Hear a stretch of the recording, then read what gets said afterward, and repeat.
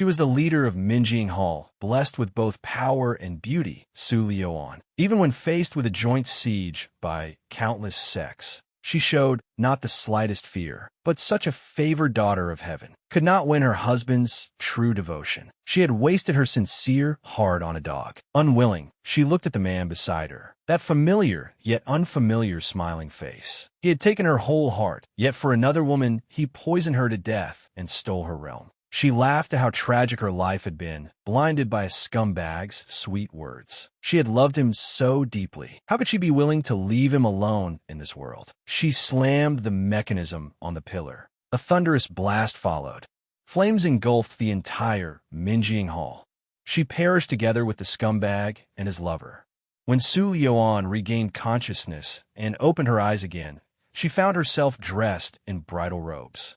Not only had she not died, she had even been reborn. What exactly was going on? In her ears came the crackle of firecrackers, along with the shrill voices of women. Only then did she understand. The explosion had probably triggered some secret art, causing her to be reborn in this girl's body. And the real bride, unwilling to marry a husband cursed with a wife-killing fate and a heavenly poisoned body, had taken poison and killed herself. The townspeople around them were all gossiping. Everyone knew the Shang family head had already gone through several wives. What a pity for the lovely eldest miss of the Su family. At this moment, a cold, sharp male voice rang out. Wait, Su Foreign, the one sitting in that sedan chair isn't your eldest miss, is she? Su Foreign's heart skipped a beat, but her face remained calm. Naturally, that is my daughter, Guard Chong. Could it be that you intend to lift the bride's veil in public? Guard Chong gave a cold laugh. The family head entrusted the wedding procession to me and paid a generous bride price to marry your eldest miss. If this is a fake, your Su family will not be able to bear the consequences. Su Liuan immediately understood.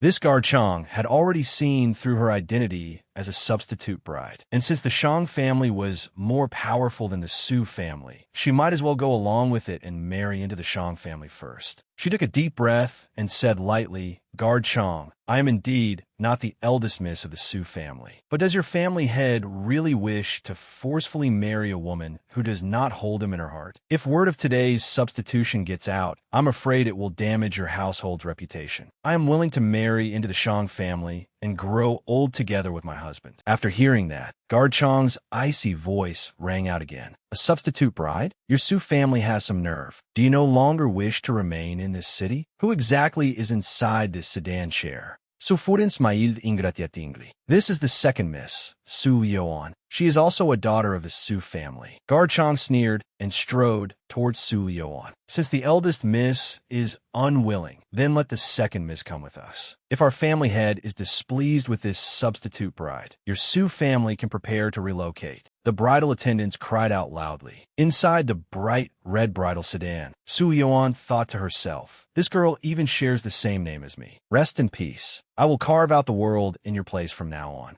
In her past life, she was an arrogant female sect leader. In this life, she became a delicate beauty wed in another's place. Soon the red bridal sedan arrived at the Shang residence and steadily stopped in the center of a side courtyard. The groom greets the bride as she alights. Came as synchronized cries from both sides. Su Liuan casually adjusted her veil and stepped out of the sedan with unhurried grace. A maid came forward. Though respectful on the surface, her tone carried disdain as she spoke. Mistress, the family head will only return tonight. This servant will lead you to the main courtyard. Hearing this, Su Liuan frowned slightly. What? As the mistress of this house, I do not enter through the main gate, and you dare to have the bridal sedan stop in a side courtyard? The maid didn't care at all and lowered her head to mutter, you won't live many more days anyway. Su Liuan naturally knew why the maid was so contemptuous. Entering by the back door, no wedding rites, no formal ceremony. Though she bore the title of mistress, the 8-man bridal sedan had been merely for show. She stepped forward and said coldly, raise your head. The maid lifted her head and met Su Liuan's gaze with a face full of contempt. Su Liuan slapped her across the face. You seem dissatisfied with me. Turning to the guards nearby, she said, men, drag her away and give her 20 strokes. The guards hesitated, unsure whether they should act. What? Do you also want to be punished? Su Liuan's cold voice rang out. The guards no longer hesitated. They immediately stepped forward and seized the maid. Refusing to submit, the maid shouted, may I ask, mistress, what have I done wrong?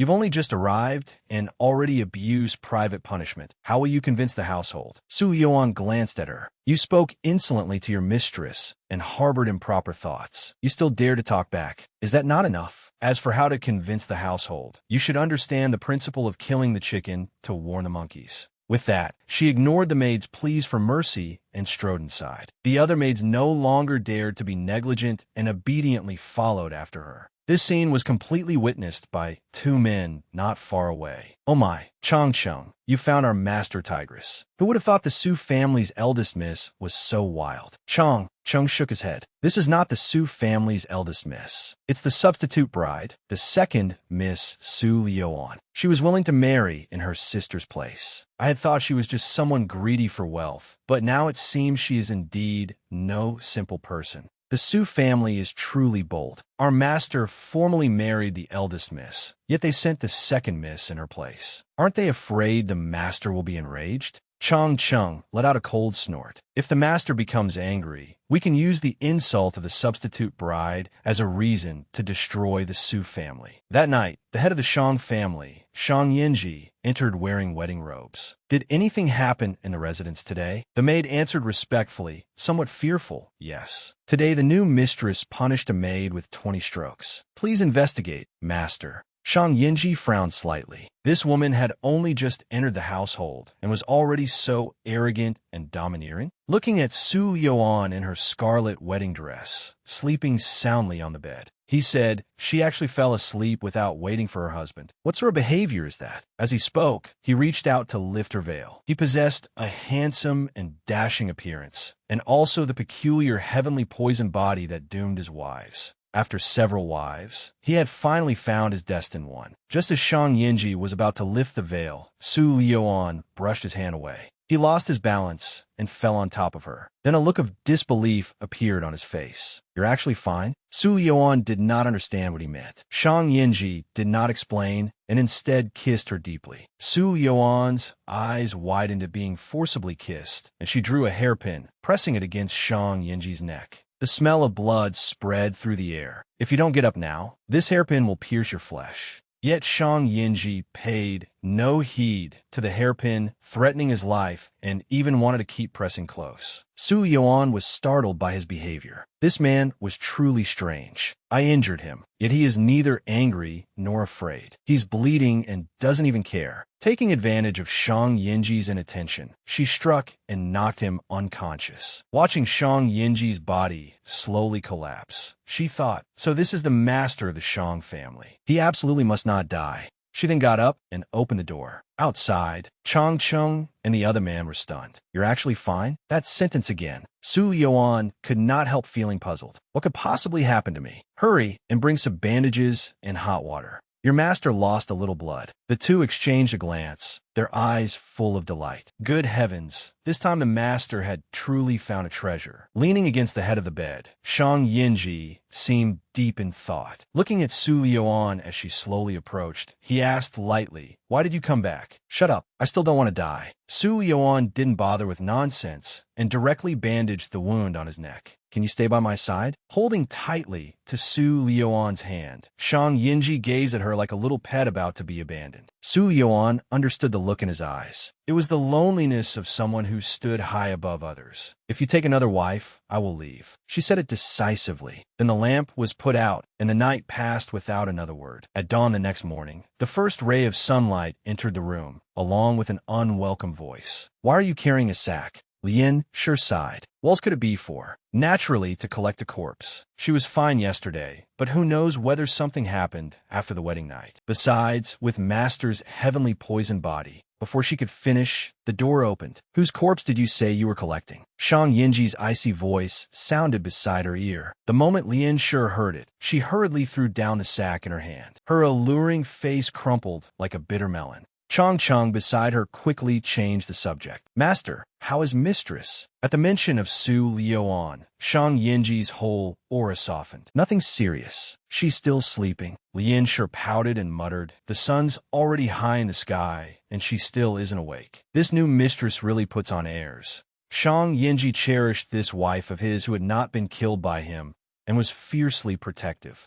If you keep talking nonsense, Go receive your strokes. Lianshi sensed how much her master cared and obediently shut her mouth. But Changcheng looked worried. Master's constitution is special. Anyone without martial arts or internal energy will show signs of poisoning upon contact. The previous mistresses all died because they were struck by the sinister poison. I'm afraid mistress may not be sleeping, but may have fallen unconscious from poison. Shang Yinji's heart skipped a beat, and he quickly shouted, "Then why are you still standing there? Go check at once." After all, it had not been easy for someone immune to his heavenly poison body to appear. Afraid that she was not sleeping but had passed out from poison, he rushed over to see. At this moment, however, Su Liuan had already fallen into a deep dream. In the dream was nothing but the false tenderness of her former lover.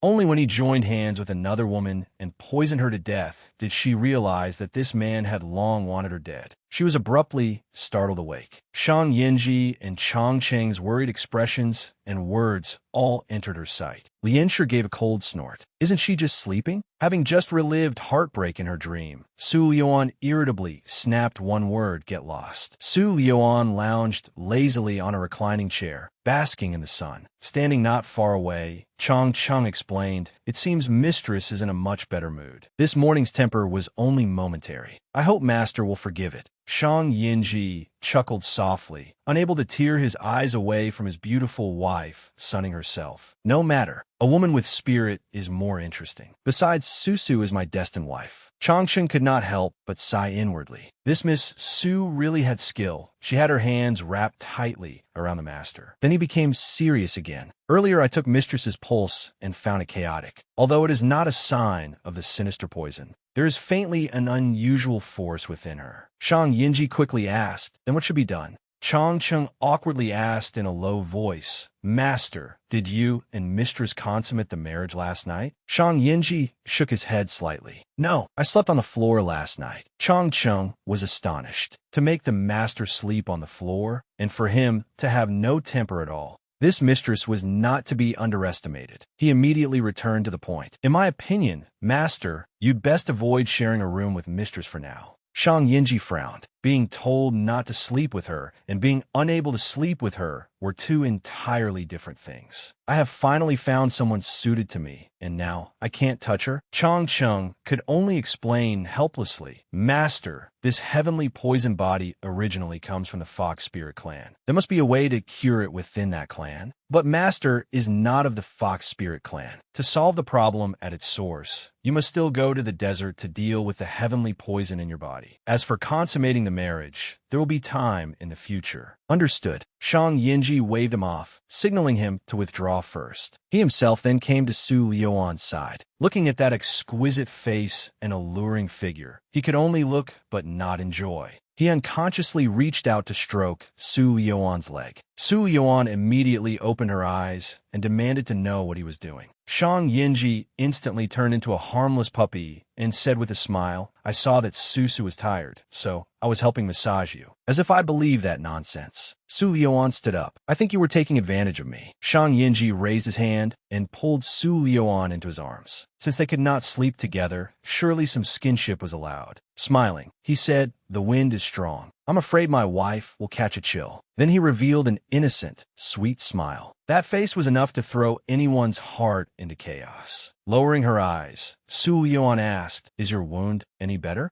Su Liuan's concern made Shang Yinji even happier. "Much better. If Susu is unhappy, it's fine to hit me a few more times, as long as you personally tend to me afterward." Su Liuan could not help being stunned. Had the head of the Shang family lost his mind? He had gotten addicted to being hit? Suddenly, she felt a wave of heat beneath him. Shang Yinji was ashamed of his own reaction, but there was nothing he could do. "Susu, I am still a man. With such a beauty in my arms, I really can't help it." As he spoke, he tried to pull Su Liuan closer. Angry, Su Liuan kicked him away. "Why are you in heat in broad daylight?" Early the next morning, the maids were whispering among themselves. "What is mistress doing? It looks like she's meditating and practicing martial arts. Isn't that something men do? Why would a woman practice that?" "Shoo, don't let mistress hear you, or she'll punish us again." Su Liuan finished her practice and stretched lazily. This body was truly weak. She had only practiced Min Hall's unique internal skill for a short while, and already felt dizzy and lightheaded. She instructed the maid beside her, "Hurry and prepare some food. I am hungry." The maids quickly acknowledged and went to do it, while she turned and headed toward the banquet hall. In her previous life, she had always sat in the seat of honor. Out of habit, she walked over and was about to sit down when a maid hurriedly reminded her, "Mistress, that is the family head's seat. You cannot sit there." Only then did Su Liuan remember. She was no longer the hall master of Minjing Hall, but merely a young housewife. It was indeed inappropriate for her to sit in the main seat. Just then, Shang Yinji walked in. "If Susu likes sitting there, then let her sit there." Chang Chung cried out in alarm, reminding his master. "That doesn't accord with the rules, does it? That's the Shang family's seat of honor." Shang Yinji turned back and said unpleasantly, "What I say is the rule." Chang Chung said nothing more. This time, the family head had truly fallen hard. Inwardly, he understood that Mistress had to be treated like an honored ancestor. Since Shang Yinji had spoken, Su Liuan said that she merely thought the chair looked more comfortable and had no other intentions. Without putting on airs, she sat down directly. Shang Yinji sat in the seat that should have been his. Once the dishes were set out, Shang Yinji picked up a piece of pearl chicken he thought tasted good and placed it in Su Liuan's bowl. Yet that simple action brought back memories of Su Liuan's past life. That false-hearted man had once shown her such concern as well. For a moment, she lost herself in thought. Shang Yinji assumed the dishes did not suit Su Liuan's taste and immediately turned imposing, ordering the maids to clear everything away and prepare a new banquet. His sharp command pulled Su Liuan back from her thoughts. She waved her hand. "No need. I just remembered some things from the past." Shang Yinji took hold of her wrist and looked at her indulgently. "Susu, I know life was not good for you in the Su family. Don't worry. Here with me, I will give you the best life." Su Liuan was a little surprised. Could it be he already knew that I am not the Su family's eldest miss? At that moment, Chang Chung at the side reminded them, "Today is Mistress's return visit." "Mistress, shall we prepare to return to the Su residence?" Shang Yinji waved his hand. "Chang Chung, take Susu there. Tonight, there will be a lantern festival. I want to take Susu to see it." Meanwhile, at the Su residence, once Su Leoi learned that while he was away, they had sent Su Liuan to marry into the Shang family in her sister's place. He angrily slammed the table and scolded Su Foreign. Su Foreign played the emotional card and cried, "Leoi, that Shang family head is far too strange. He has already married 10 wives, and all of them died for no reason. I couldn't let my daughter go to her death." Beside her, Su Yanran was also in tears. "Father, you've doted on me most ever since I was little. Could you really bear to marry me off to a freak?" Besides, Su Liuan agreed to marry willingly. "I didn't force her." Su Leoi let out a helpless sigh. "Daughter, it isn't that your father doesn't want to protect you. This substitute marriage is tantamount to humiliating the Shang family. The Shang family is powerful and influential. If we anger their family head, our Su family will suffer a catastrophic disaster." Just then, a servant hurried in to report, "Leoi, second miss has returned for her visit." By the time Su Leoi and the others arrived at the main hall, they saw only Chang Chung standing beside several large chests. Su Leoi walked up with a smile. "Guard Chang, where's my daughter?" Chang Chung cupped his hands and replied respectfully on the surface, "Su Leoi, our mistress is feeling somewhat unwell today and will visit the Su residence another day. These are the gifts our mistress has sent back to the Su residence." Just as Su Leoi was about to speak, Su Foreign behind him cut in angrily, "Outrageous. A newly married bride returning home. How could she not show herself? Does Su Liuan think that after latching onto a prestigious family, she can look down on everyone?" Su Leoi's expression darkened, and he turned to glare fiercely at her. "I'm speaking with Guard Chang. Why are you interrupting?" Turning back, he once again smiled at Chang Chung. "Since Liuan is unwell, she should recuperate properly. Another day, when my Su residence hosts a banquet, I hope your master and Liuan can attend together." Chang Chung said coolly, "I will relay the message to my master. There is one more matter. Your eldest miss not marrying into the Shang residence and failing to become our honored mistress was truly a blessing earned over 3 lifetimes. Behind the curtain of beads, Su Yinran looked relieved when she heard this, secretly thinking, of course, it was a blessing. Who would want to marry over there only to die of his strange illness? But the sly old Su Laoi grew thoughtful. Chong Chung said no more and took his leave directly. Su Yinran slowly walked out, feigning sorrow. I'm afraid little sister is gravely ill and can no longer rise. We can't blame her for not coming. Yet Su Foreign still refused to let it go. Even so, she cannot break ancestral custom. I think she climbed a high branch and no longer wants to come back. Su Laoi suddenly shouted angrily, enough. Liuan married in Yinran's place. It is already fortunate that the Shang family did not pursue the matter. I only hope she can build influence in the Shang residence and pave the way for our Su family. At night, the lanterns shone brilliantly and the streets were crowded. Vendors cried out enthusiastically, and the passers-by enjoyed themselves. Su Yuan put on a veil and followed at Shang Yinji's side with an indifferent expression. Shang Yinji actually disliked the bustle and noise of the night market, but for his wife, he held sugared figurines to amuse her. Yet Su Yuan's attention was drawn to the guqin carried by a woman nearby. Such an exquisite guqin immediately piqued her interest. Without even informing Shang Yinji, she walked toward that young woman. Shang Yinji was just about to follow when he unexpectedly bumped into Su Yinran, who had come out to enjoy the festivities. He only said, "Miss, pardon me," then hurriedly turned to chase after Su Liuan, unaware that a rotten peach blossom had bloomed behind him. His handsome face made Su Yinran's heart race, and she froze where she stood. So there is actually such a strikingly handsome man in this world. If I am to marry in the future, I will marry a beautiful man like this. Meanwhile, Su Liuan had already caught up with the young woman carrying the chain and quickly asked where she had bought it. Seeing that Su Liuan was a kindred spirit, the young woman answered without reservation, "I bought it from an instrument shop called Too Lazy to Welcome Guests. The instruments there are marvelously crafted, exquisite beyond compare. But the shop owner is very odd and may not necessarily sell to you. I had to plead for a long time before he finally sold one to me." Such a strange shop name only made Su Liuan even more interested. Smiling, she asked, "Wouldn't even a high price work? Then what business would he even be running?" The young woman pointed her in the right direction and said with a smile, "Go and try. Besides, aren't some good things impossible to buy even with 1,000 pieces of gold?" Before long, they arrived at the chain shop the young woman had mentioned. Pushing open the door and seeing the dust-covered chains, Su Yuan thought to herself, this shop name really suits it perfectly. The owner truly is too lazy to welcome guests. Even the instruments in the shop are covered in dust, and he doesn't bother with them. Though the chains were layered with dust, it was easy to tell their workmanship was excellent. The carvings fine and delicate, the wood top-grade purple sandalwood, and the variety quite rich. Just as she was about to reach out and touch one of the chains, a young boy suddenly crawled out from under a table. "If you're going to look, then look. Why are you touching it?" Su Yuan asked in surprise. "Who are you?" "I'm a customer. Can I touch it?" The boy dusted himself off and replied slowly, "I am the owner of this shop. My rule is that you may look, but not touch." Su Yuan didn't take it seriously and smilingly patted the boy on the head. "Brat, if you do business like this, you'll lose money sooner or later. Call out the master who made these chains. I want to speak with him."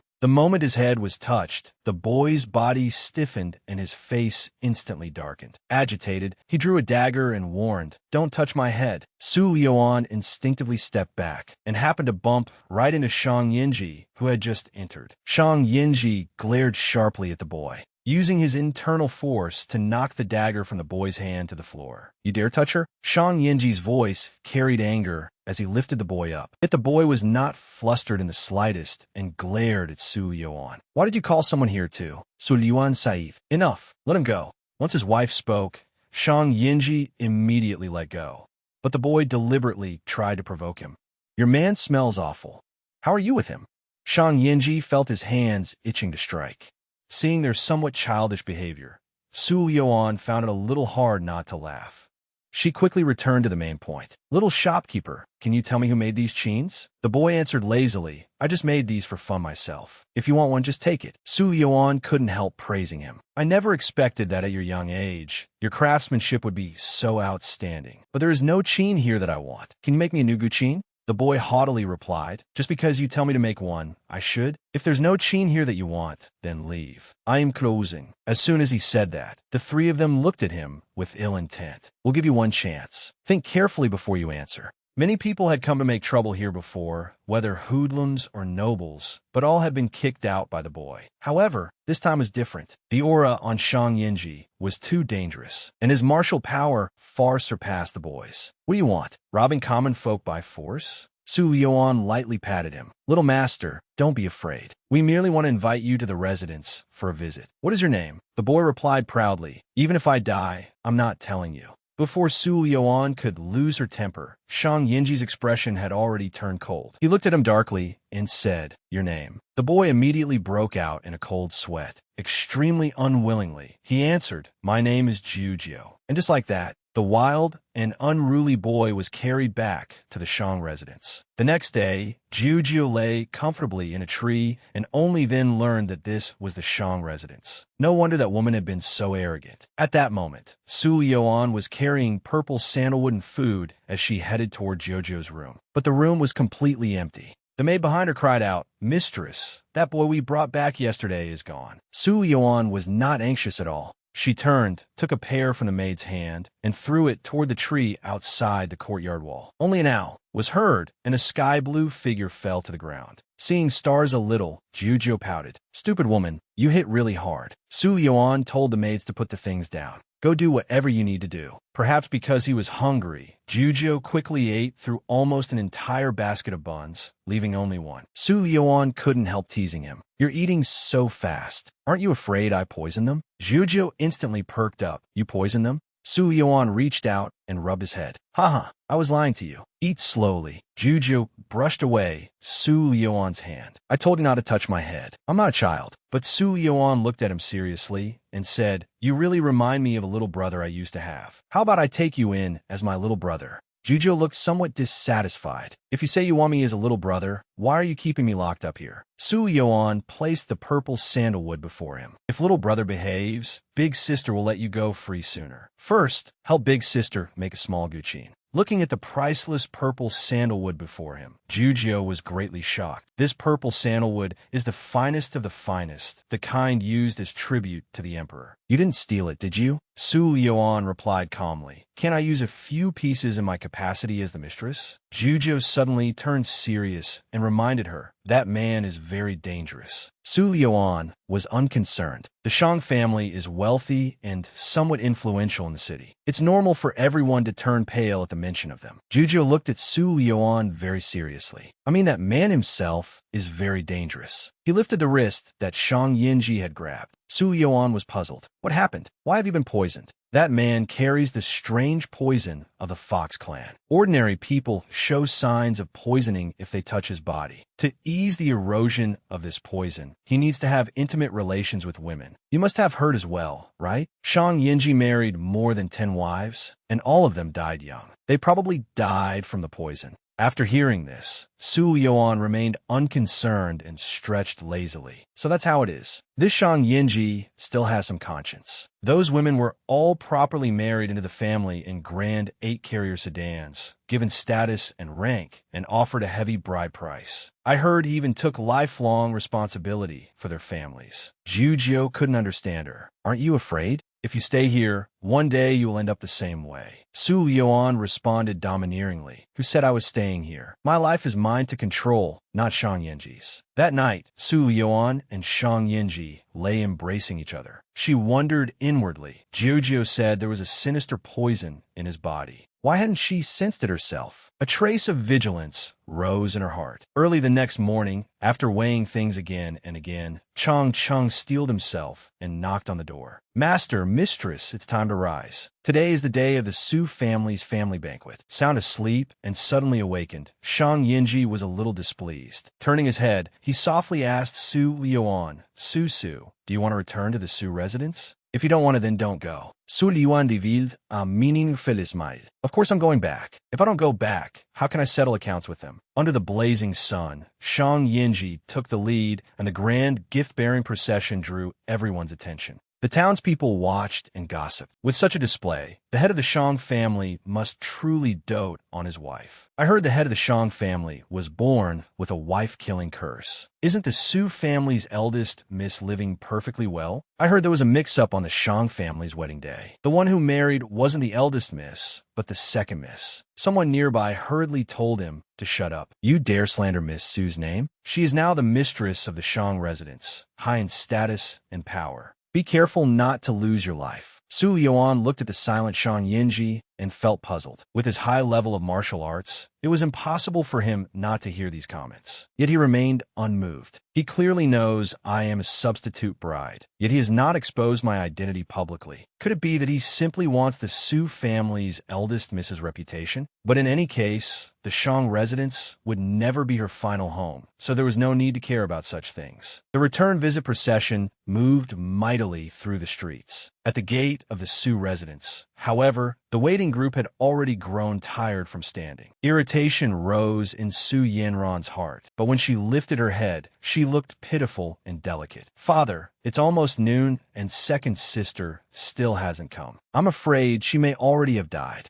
Su Leoi turned and scolded. What nonsense! If anything had truly happened to Liuan, then Shang Yinji would have to come here today and give me an explanation. How could someone from my Su residence be trampled on by him at will? Just as he finished speaking, the imposing procession came to a stop before the gate. Shang Yinji's cold face was as exquisitely handsome as though carved by divine hands. His tall and slender figure looked even more perfect in a black robe. Su Jianran froze. Wasn't this the man from the night market that day? Su Leoi hurried forward, all smiles. Worthy son-in-law, you've come. Where's my daughter? Shang Yinji dutifully went to the carriage, extended a hand, and said gently, Su, the Su residence has arrived. Su Yuan lifted the curtain and said lightly, your daughter has arrived late. Father, please forgive me. The corners of her lips curled slightly, but in her eyes lay a hidden coldness no one could detect. Although Su Leoi and his wife were astonished by the changes in their second daughter, they quickly hid their expressions and put on the appearance of kind parents. What are you saying? You are father's good daughter. How could father blame you? Come into the residence at once. The smile on Su Yuan's lips grew colder and colder. She said to Shang Yinji, I'm a little tired. I'll go stroll in the garden first. Why don't you speak with father about the matter of my substitute marriage that day? With that, ignoring everyone else's strange looks, she entered the residence first, giving them no face at all. Su Leoi felt that all his dignity had been trampled away, yet he still forced himself to say, worthy son-in-law, shall we go to the study to discuss it in detail? His answer was Shang Yinji's frosty gaze and a cold snort devoid of emotion. Su Yanran wanted to greet Shang Yinji, but was completely ignored and left standing to one side. She bit her lip unwillingly and gazed dejectedly at his retreating back. Seeing her daughter's reaction, Su Foran asked in confusion, Yanran, what's wrong with you? Why is your complexion so poor? At that question, Su Yanran's eyes reddened. Mother, Shang Yinji is the man I told you about a few days ago, the man I fancy. This time Su Foran was not surprised. With Shang Yinji's appearance, 8 or 9 women out of 10 would be moved. But when she thought of Shang Yinji's notorious reputation for killing his wives, she advised, ever since you returned from that lantern festival, you've caught a chill. I'm afraid it was because of Shang Yinji. Now that she had seen the substitute bride, Su Liuan alive and well, Su Yanran felt that all that talk about a wife-killing curse was mere rumor. Besides, the one Shang Yinji was supposed to marry was me in the first place. Su Fudin Saif, if you truly like him, then go tell your father. Su Liuan is only a stand-in. You are the Su family's true eldest miss, the one most qualified to become the mistress of the Shang family. In the study, on the vermilion desk sat top-grade tribute tea. Its faint fragrance filled the room along with the curling steam. Looking at the obsequious Su Leoi, Shang Yinji spoke. Father-in-law, the bride was switched. Can you explain? His voice was as cold as ice, making Su Leoi, seated at the side, shiver, yet he still forced a dry laugh and said, this old man was not present that day, and truly cannot give worthy son-in-law an explanation. Besides, worthy son-in-law came suddenly to ask for my daughter's hand. My Su residents had no prior knowledge either. Father-in-law means that my Shang residence does not understand propriety? It sounded like a casual question, but beneath it lay a clear threat. If this matter was not explained, the Su family would not be safe. Just as Su Laoi was weighing how to respond, a servant in a brown vest came in to report, "Laoi, foreign is looking for you." Taking the chance to think things over carefully, Su Laoi stood up, gave Shang Yinji a smile, and said, "Worthy son-in-law, please wait a moment. This old man will return shortly." Shang Yinji did not even lift his eyelids. Only nodded once. Su Laoi left the study and arrived at Langxiang courtyard, where he loudly scolded, "Look at the trouble you've caused." Now Shang Yinji has come to demand an explanation. About this substitute marriage, how am I supposed to answer? But Su Foreign laughed. "Laoi, since Shang Yinji wants to marry our Yanran, then let Yanran marry him." Su Laoi couldn't help raising his voice. "What do you mean? Back then you insisted at all costs that Yanran must not marry him. Why are you changing your mind now? Do you take the marriage between the Su and Shang families for child's play?" Su Foreign began fanning the flames. "You saw it yourself today. Liuan is an ungrateful wretch. After marrying into the Shang family, she thinks she's superior to everyone and doesn't even put you, her father, in her eyes. And Yanran is also fond of that Shang Yinji and refuses to marry anyone else." Hearing this, Su Laoi was somewhat moved. Liuan truly was like a different person from before, but Shang Yinji had already married Liuan. He couldn't very well have Yanran marry over as a concubine, could he? He was still hoping that next year's palace election would send Su Yanran into the palace to win the emperor's favor and bring honor to the family. Su Yanran at the side was not vague in the least, and clearly stated that as long as she could marry Shang Yinji, she was willing to become a concubine. Back then, she had refused to marry him no matter what and schemed to have someone wed in her place. Now, simply because the man was handsome and dashing, she shamelessly schemed to marry over after all. Truly despicable. Even her father was confused. "Yanran, you must think clearly. A proper wife and a concubine are worlds apart." Su Yanran clung to Su Laoi's arm and acted coquettishly. "Father, Shang Yinji came today for an explanation, didn't he? I am that explanation. Father, you don't need to be troubled anymore." Since he had already put it this way, Su Laoi nodded and agreed to go speak with Shang Yinji. If Shang Yinji refused to marry her, then there was nothing to be done. Su Yanran was determined to get her way. As long as her father said what she instructed, her wish would surely come true. Only then did Su Laoi nod rather satisfied and turn to leave Langxiang courtyard. With her father no longer watching at the side, Su Yanran revealed her true, scheming face. "Mother, tonight's family banquet includes not only the elders of the Su family, but also representatives of all the major merchant houses, right?" Su Foreign nodded and asked what she planned to do. "Su Yanran smiled. Then let all the elders bear witness for me. I am the one qualified to be the mistress of the Shang family." Elsewhere, in the garden of the Su residence, Su Liuan gazed at her reflection in the pond. She recalled the original host's life. Not only was she casually insulted by maids, she was even denied food unless she finished her embroidery. A young lady living worse than a maid. Thinking of this, her hands began trembling involuntarily. These hands had once been covered in needle holes from embroidery. Even now, they still seemed to sting. At that moment, a sarcastic voice sounded from behind her. "I've been looking for you for quite a while, little sister. So you were here. Has little sister been living well in the Shang residence? These past few days, your elder sister has been extremely uneasy, afraid something might have happened to you." Such abnormal friendliness was surely no goodwill at all. Su Yuan replied coldly, "Thank you for your concern, elder sister.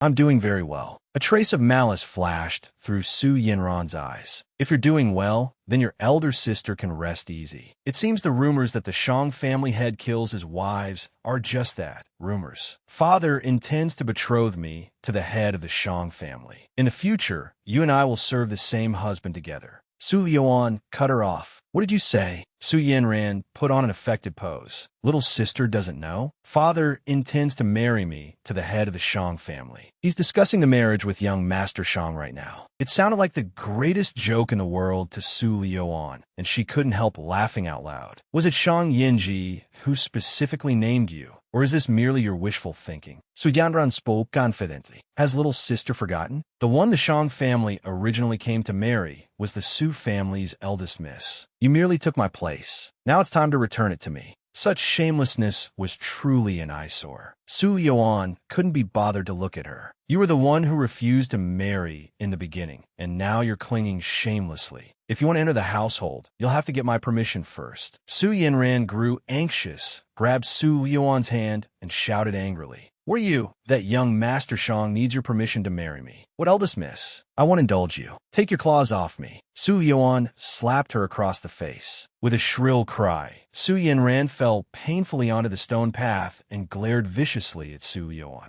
The beaten Su Yanran covered her swollen red cheek, tears streaming down her face. Seeing this, her maid hurried to help her up and then actually began scolding Su Yuan. Second miss, although you are now the honored mistress of the Shang family, don't forget that if not for our eldest miss, you would never have been able to marry into the Shang family. I hope you won't fail to appreciate favors. The moment the words fell, Su Yuan gave her a heavy slap across the face. Who is the one failing to appreciate favors? A servant daring to offend her superior. Since you like that man so much, then you can have him. You're only fit to pick up what I discard. With that, she flicked her sleeve and turned to leave.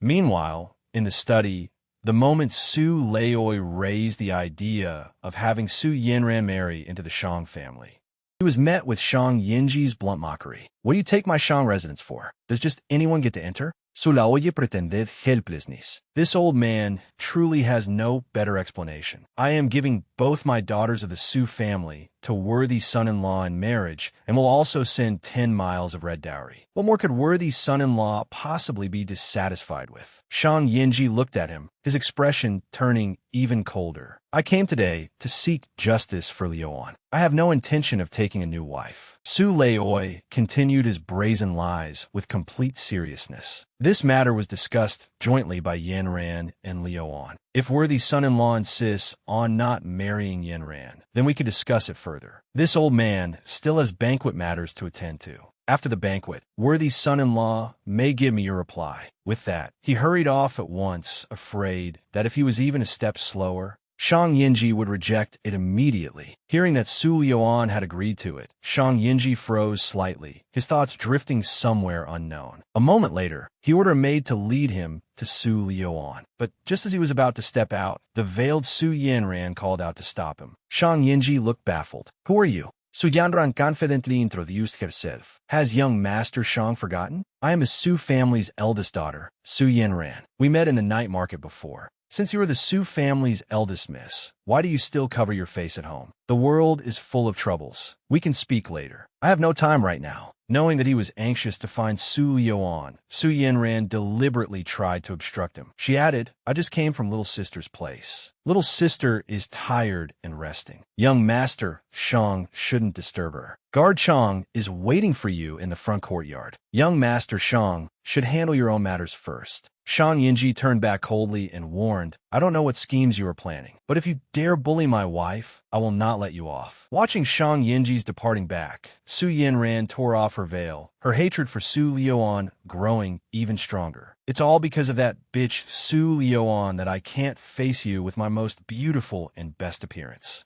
Su Yuan, tonight I will make you pay the price. At the evening banquet, the dancers swayed gracefully to the music, and the guests chatted and laughed merrily. Yet this was not what Su Laoi wanted. Half the banquet had already passed, yet neither Shang Yinji nor Su Yuan had appeared. At this moment, someone at the banquet asked, Su Laoi, I heard you invited the head of the Shang family this time. Why don't we see him? These people had come precisely for the Shang family head, and all chimed in. Exactly. This family banquet is for welcoming Miss Su back after her marriage. So why don't we see Miss Su either? On the surface, Su Laoi smiled and soothed the crowd, firmly saying that his younger daughter and son-in-law would arrive at any moment. In truth, he had no confidence at all and quickly asked the servant beside him, why hasn't Liuan come yet? And where has Shang Yinji gone all afternoon? The servant was somewhat panicked. and replied in a slightly trembling voice. The young master-in-law seems to have left on some business. Second miss is dressing and should be here soon. Meanwhile, Su Lioan sat in her room, combing her hair, and casually asked the maid beside her, "Will my husband be looking for me all afternoon?" The maid happily replied, "Yes, Second Mississippi. The young master hasn't shown himself all afternoon. But I heard Laoi and the young master are discussing marrying eldest miss as well. Truly double happiness." A trace of resolve flashed through Su Lioan's eyes. She murmured to herself, "I already gave you a chance." Over in the main hall, everyone had already grown impatient. "Old Su, stop fooling us. Half the banquet is already over, and we still haven't seen anyone. What is the meaning of this? Don't tell me you're bluffing. With the Shang family head's status, why would he come here?" Faced with the questioning, Su Laoi had no idea how to answer and was sweating coldly. Just as Zheng Yu was about to speak, a graceful figure walked straight in. "Apologies for keeping everyone waiting. Dressing took a little longer than expected. Please don't blame me." After speaking, Su Yuan sat down to one side on her own and calmly sipped her tea. Everyone was stunned. Isn't that the Su family's second miss? Why is she sitting in the seat of the Shang family mistress? Weren't the rumors that the Shang family had married the Su family's eldest miss? Why was she replaced? Bai Lishu looked at Su Lioan and even began commenting, "This second miss is dignified and elegant, with an extraordinary bearing. She is worthy of being the Shang family mistress." Then he turned to Su Laoi and asked, "Old Su, there have been all sorts of rumors outside about your marriage alliance with the Shang family. Today, give us a clear answer. Which daughter did the Shang family head actually marry?" Su Laoi glanced at Su Lioan, who was seated at the place of honor.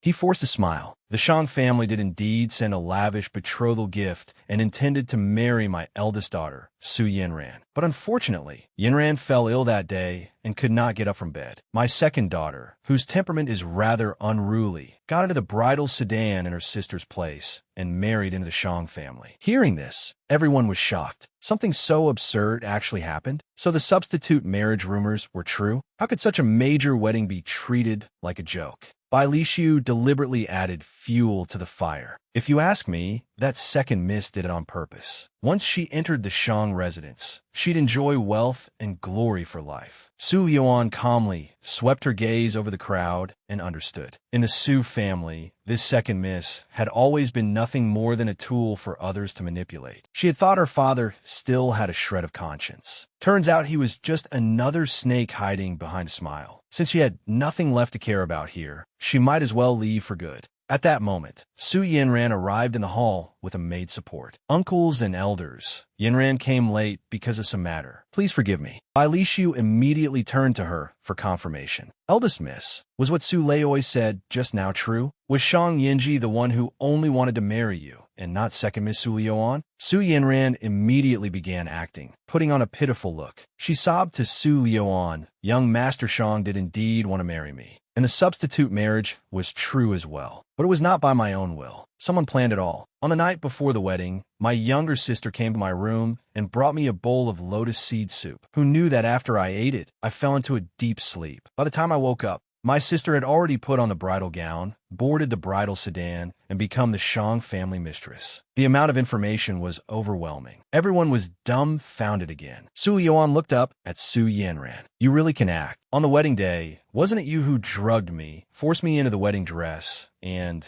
shoved me into the bridal sedan?" Su Yanran pulled down her veil and continued, lying through her teeth. "Little sister, you're already the Shang family mistress. Why are you still lying? You stole your sister's husband, and you even had my face injured. What morals satisfy you?" The moment Su Foreign saw the injury on her precious daughter's face, she could no longer sit still. In just a few quick steps, she reached her daughter and began crying as well. "Su Lioan, how can your heart be so vicious? What kind of place is the Shang family? Ordinary young ladies can't even dream of entering it. Why will we ever force you to marry? My poor daughter had her husband stolen and was even harmed like this." Her words carried an indescribable sorrow. With tears streaming down her face, she moved the crowd easily, and they all mindlessly joined in, cursing Su Lioan as unworthy of being the Shang family mistress. They demanded justice for eldest Mississippi. Su Lioan coldly watched this entire family of actors. She had long since given up any hope in this household. Suyanran Filbafil. At a time like this, how could Su Lioan remain so calm? What a pity Shang Yinji wasn't here to witness this scene. Suddenly, Su Lioan burst into laughter. She paid no attention at all to the words of these petty people. In a flash, she moved to Su Yinran's side and grabbed her by the throat. Since you want this position so badly, then have it. Even without me, you still won't be able to get him. If you don't believe me, try it. She left behind a meaningful smile. Then she vanished without a trace. Meanwhile, in a secluded courtyard of the Shang residence, Jujio had stayed up late for quite a while, making a small guqin. He had only just fallen asleep when a knock outside the courtyard startled him awake. When he got up and opened the door, there was nothing outside but the biting cold wind. Just as he was muttering that it must be a ghost, a hand covered his mouth from behind and dragged him back into the room. A soft voice sounded by his ear. Jojo's expression changed. Su Lioan let go of him and laughed. Look how scared you are. Are you even a man? Jojo pointed at Su Lioan speechlessly. Why are you here in the middle of the night instead of accompanying your husband? Su Lioan replied arrogantly, that stinking man? I don't want him anymore. Jojo curiously asked again, what happened between you two? Did he marry another woman? Su Lioan pinched Jojo's puffed-up cheek. For someone so young, you sure know a lot. I just don't want to stay here anymore. Is the chin I asked for ready? Jojo covered his reddened cheek and complained, I didn't expect you to be so strong. Just you wait. Honestly, I have no idea what you're making this toy-like little guqin for. As he spoke, he walked over to the table, picked up the small guqin, and handed it to her. Su Lioan looked at the instrument in her hand, casually plucked the strings, and nodded in satisfaction. Hurry and pack your things. We're leaving right now. Jojo was shocked. Leaving in the middle of the night? Where are we going? You're not trying to elope with me, are you? Seeing how frightened the little fellow looked, Su Lioan touched his face and smiled. What nonsense are you thinking? Since I've taken you in as my little brother, of course I'll take good care of you. Do you really want to stay in the Shang residence forever? Come on, get your pack ready. Follow your big sister and roam the Jianghu. At the same time, Shang Yinji had not seen his wife for a long time. He had already sent wave after wave of people out. They searched the entire Su residence, but found no trace of her. He was like a mad beast. He had Su Yinran dragged over and demanded, Where's my wife? Su Yinran looked at the crazed man before her and felt a surge of fear. She frantically shook her head. I really don't know where she went. Su Leoi also came forward trembling to plead for mercy. That child Lioan has always been playful. Perhaps she just went out to clear her head. Without Su Lioan, the Su residence meant nothing in Shang Yinji's eyes. Desperate to find his wife, he reached out and grabbed Su Leoi by the throat. It's impossible for her to leave without a word. You must have done something. At that moment, Chang Cheng came forward to report, Master, according to the maid by Madam's side. Madam argued with eldest Miss Su at the banquet just now, and then disappeared. Shang Yinji threw Su Leoi aside and urgently asked, Argued about what? They were discussing the rumors about Madam's substitute marriage and the matter of you taking a new wife. Shang Yinji suddenly remembered what Su Lioan had said on their wedding night. If you take a new wife, I will leave. At the time, he hadn't cared. But now, that serious expression had clearly not been a joke. At that thought, Shang Yinji became afraid. Could it be that he would truly never see her again? He issued an ultimatum to the Su family. If my wife isn't found, I will destroy your entire Su family. Meanwhile, in the forest, two figures were hurrying forward in a crouch.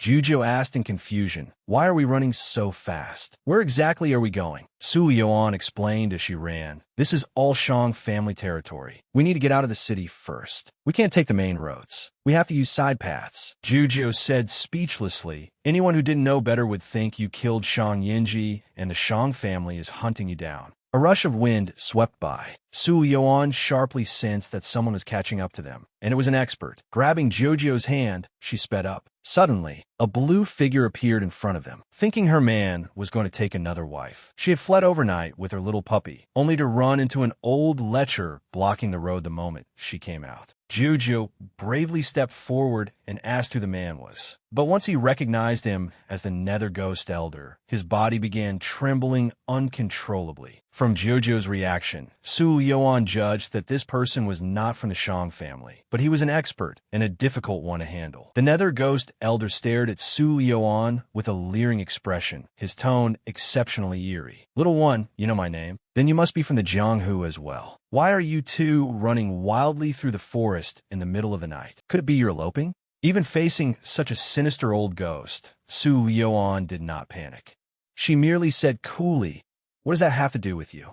But Giorgio's heart was already in his throat. "Idiot, stop provoking him a time like this. Our lives are on the line." Then he hurried nervously up to the nether ghost elder. With utmost respect, he said, "My father is gravely ill. My elder sister and I are rushing home to see him. We did not mean to disturb you, senior. We'll leave at once." But the nether ghost elder was not so easily fooled. "Your elder sister doesn't look like one. She looks more like some wealthy family's young lady." As he spoke, he reached out to remove Su Liuan's veil. Jujio drew his blade and pulled Su Liuan behind him. "Old freak, don't touch her." But the difference in strength was far too great. The moment he finished speaking, the nether ghost elder struck him with a palm. With a muffled grunt, Jujio crashed into a tree. That single strike made him spit out blood on the spot. Enduring the pain in all his internal organs, Jujio struggled to say for Su Liuan to run. Seeing Jujio badly injured, Su Liuan's anger surged. Not only did she refuse to leave alone, she turned and asked the nether ghost elder what he wanted. The old ghost let out a string of creepy laughs. "Ever since this old man went into seclusion, it has been a long time since I touched a woman. Today I rarely encounter such a beauty. I gotta let her go." Those words enraged Jujio. He suddenly forced himself to his feet. "If you want a woman, go to a brothel." Su Liuan reached out and pressed his mute acupoint. "Don't move. I have my own way to deal with him."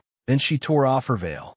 Her jade-like fingers lightly plucked the strings crisp and clear. She stepped forward with a smile and said, "This young woman is skilled at playing the qin. Let me offer Senior a tune first to ease your loneliness." The nether ghost elder, confident in the height of his martial arts, was in no hurry to kill them. Listening to a woman play the qin before making her undress had a flavor of its own. He chuckled eerily. The corner of Su Liuan's lips lifted slightly. "Senior, please listen carefully. Since I came to this place, you're the first to hear me play." After saying that, her index finger flowed across the strings like drifting clouds and running water, and the music that poured forth was exquisite beyond words. After hearing it, the nether ghost elder's eyes turned hazy, and he began swaying in intoxicated delight. Jujio, with his hearing points sealed, could not hear the melody at all and was completely confused about what was happening. Only Su Liuan remained calm, her lips curling higher and higher. Her fingers moved faster and faster over the strings, and the tune shifted from quiet serenity to fierce intensity. The nether ghost elder immediately sensed something wrong with the music. He had thought she was a harmless little rabbit, but he had not expected a ruthless queen. The old ghost realized there was something wrong with the qin melody he had been toyed with. Furious, he lunged towards Su Liuan. "Su Liuan be careful." Jujio broke through the acupoint restriction and shouted anxiously. But Su Liuan remained calm and unfazed, letting that vicious claw reach for her. The nether ghost elder never imagined that he would grab nothing but air. Su Liuan appeared behind him with a dagger in hand and smiled mockingly. "Old man, I'm over here." Then, with one clean and decisive motion, she slit his throat. Clutching his neck, the nether ghost elder wanted to know before dying what kind of evil art it was. Su Liuan looked at him and chuckled. "This is the secret art of my Minjing Hall, killing through sound, invisible and silent. Senior, this is the first time you've heard it in your life, and also the last. Savor the taste of death." After finishing him off, Su Liuan threw away the dagger, came over to Jujio, crouched down, and undid his acupoint. Then she smacked him on the forehead. "I sealed your acupoint, and you still broke through it. You're really disobedient." Jujio coughed awkwardly twice. "Wasn't it because I was worried about you?" As soon as he finished speaking, the sound of a carriage approached from behind. Jujio couldn't help frowning. "Is it someone from the Shang family? I really can't run anymore. You should go first." In the blink of an eye, the carriage arrived in front of them. Su Liuan turned to look. The man seated inside was none other than the merchant she had seen at the Su family banquet by Li Xiu. She smiled. "Not someone from the Shang family. Why don't we just take this carriage?" Bai Lishu lifted the curtain, and his eyes lit up. Second miss, if you're going to hijack something, wouldn't hijacking me, Bai Lishu, be even more worthwhile? My name is Bai Lishu, a merchant of the Jincheng area. Recently, I've had business dealings with the Su family and was invited to their banquet. A trace of disdain flashed through Su Liuan's eyes. Su Leioi invited all those merchants only to force me to step down and yield the position of mistress to Su Yanran, didn't he? Fine, he can have it. I don't care for it either. Bai Lishu stroked his beard and praised, Miss, you truly are different from others, clever by nature and extraordinary. Staying in the Shang residence really did wrong you. Su Liuan helped the injured Jiujiu up from the ground and asked, Senior Bai, are you headed to the capital? Could you take us into the city? Bai Lishu probed, you've left without a word. Without the status of Shang family mistress, you're no different from a commoner. How will you gain a foothold in the flourishing capital? Su Liuan could not be bothered with more talk. She pulled out her dagger and said, domineeringly, then I won't trouble Senior to worry about that. Either take us with you or get down. The carriage and money will belong to us. This woman was terrifyingly strange. Jiujiu's heart was pounding wildly. Are you robbing him? Su Yuan glanced at him expressionlessly. If I hadn't killed the Nether Ghost Elder just now, do you think he would have made it out of this forest alive? He would have been killed by that old ghost long ago. Bai Lishu suddenly burst into laughter. The carriage is yours. The money is yours. In the future, all of the Bai family's fortune will be yours too. Strange things always hide a scheme. Su Liuan and Jiujiu were both shocked. What do you mean? I wasn't trying to rob your family fortune. A servant from the Bai family could not help but speak up. Miss Su, don't you understand? Our master wants to take you as his adopted daughter. In the future, you will inherit the Bai family estate. There is such a good thing? Su Liuan and Jiujiu were both frozen in disbelief. Bai Lishu smiled kindly. Girl, are you willing? If you are willing to acknowledge your roots and change your surname to Bai, then as your father, I will protect you for the rest of my life. Su Liuan quickly weighed it in her mind. In her previous life, her father had died young, leaving only the secret manual of their art. She herself had endured countless hardships to gather wealth and influence before establishing Minjing Hall. Now, without power or status, it would be extremely difficult to recreate the glory of her previous life. No matter what Bai Lishu's motive was, this was very beneficial to her now. She decisively knelt on both knees. If Senior Bai does not disdain me, Liuan is willing to acknowledge you as my father. Bai Lishu stepped down from the carriage and slowly helped her up. From now on, you are my daughter, Bai Lishu's daughter. No matter how you wish to make your way in this world, your father will support you. Su Yuan felt warmth in her heart. Thank you, father. The once decisive and cold man had, because his beloved wife left without a word, stayed awake day and night until dark circles formed under his eyes, waiting only for news of her. At that moment, Chang Cheng entered carrying a veil stained with blood. Master, we found this on the back mountain outside Liaoqing. The fabric of this veil is from the Shang residence. It should belong to Madam. Shang Yinji took the veil. At a glance, he recognized it as his wife's. Why is there blood on it? Chang Cheng replied, near the veil, we discovered the Nether Ghost Elder. Before he could finish, Shang Yinji grabbed her by the collar. Could it be she? She'll be fine. Chang Cheng hurriedly explained, Master, don't panic. What we found was the Nether Ghost Elder's corpse. We found no trace of Madam. Shang Yinji let out a slight breath of relief and released Chang Cheng. Can you not finish your sentence in one breath? Chang Cheng looked at his master innocently. I wanted to, but Master was too anxious. At that moment, Lien Shi came in to report, Master, the maid who attended Madam said all of Madam's belongings are gone. Also, the young man who was locked up some days ago has disappeared too. Chang Cheng pondered aloud. Could it be they? Before he could finish again, Shang Yinji grabbed him by the collar once more and roared. Liuan could never have eloped with that brat. Chang Cheng again looked at Shang Yinji innocently. But I didn't say anything. I believe Madam had another reason for leaving. Shang Yinji slumped down in despair. She once said that if I took a new wife, she would leave. Though the Su family was stirring up trouble, why wouldn't she even see me once? Why wouldn't she listen to my explanation before leaving like this? Lien Shi cautiously spoke up. Master, I think the bond between you and Madam is still lacking. Although Master cares for Madam deeply, Madam hasn't been moved, so she left without saying goodbye. Shang Yinji suddenly turned around, his eyes as sharp as an eagle fixed on him. Are you saying there is no place for me in her heart? That she likes that brat? Lien Shi hurriedly shook his head. I didn't say Madam likes that brat. With her standards, how could she possibly take a fancy to some immature little whelp? He had to soothe him quickly, or the consequences would be unthinkable. He promptly shot Chong a look. Ching instantly understood and nodded rapidly. Right. That brat is only fit to carry things for our madam. Madam probably just took him as a servant. Shang Yinji looked at the dark night sky. Then, what should I do for her to fall in love with me? I wish someone could teach me. Lien Shi suppressed a laugh and comforted him. Don't worry, master. Your subordinate will send people to keep searching for Madam's whereabouts. We have recently found some clues about the Hulan tribe. Since Madam does not wish to see you right now, why not take this time to go to the great desert and resolve your heavenly poison body as soon as possible? Then you can sooner share the rights of husband and wife with Madam. Shang Yinji found the reasoning sound and instantly perked up. Send more men to look for Liuan. If she is living well, do not disturb her. Just watch in secret. When I cure my heavenly poison body, I will go see her. Then he dismissed Chung,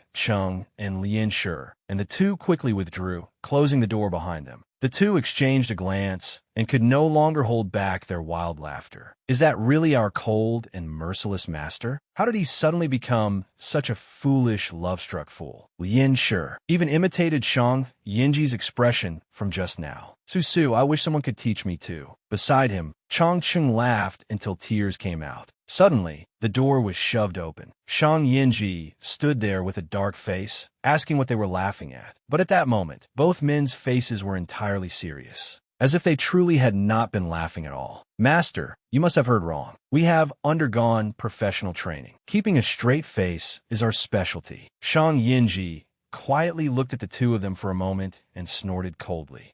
Then he slammed the door shut again. Chung and Lien Shi said nothing and exchanged another glance. Once more, they burst out laughing in unison, laughing until tears streamed out. This time, when Shang Yinji pushed the door open, the two of them truly couldn't hold it in and had no time to hide their expressions. They were caught red-handed. Shang Yinji kicked each of them once. Get lost and do your jobs. And because the Su family had harmed Su Liuan, the Su residence was burned to the ground in a sea of fire. Shang Yinji also imposed economic sanctions. All Su family shops in Liaoqing were shut down. No one would do business with the Su family anymore. He drove the Su family out. In Liaoqing, Su Leioi trembled in fear, crying bitterly, "The Su family is finished." Just when he was in despair, a eunuch in a black cloak came before him. Su family head, do you hate Shang Yinji? Do you hate that unfilial daughter of yours? Su Leioi was shocked and asked who the man was. The newcomer chuckled. No need to be afraid. This one has come to help you. Don't you want to take back everything that belongs to you? His words were highly seductive. The nearly broken Su Leioi was stirred by them and made up his mind. To risk everything, he bent down and knelt. I do. I want revenge. I want Shang Yinji and Su Liuan torn to pieces. A strange light gleamed beneath the eunuch's hood. Then become Her Highness's dog. Once Her Highness completes her great enterprise, you will naturally have your revenge. In a rage over a beauty, even his own in-laws were no exception. There was no longer any Su family left in Liaoqing. Meanwhile, a carriage sped rapidly toward the capital.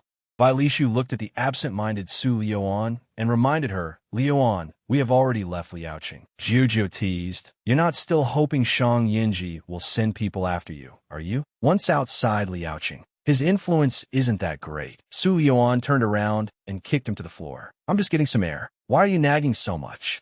Go to sleep. Jiujiu grumbled, so fierce. Even if you begged me to marry you, I wouldn't.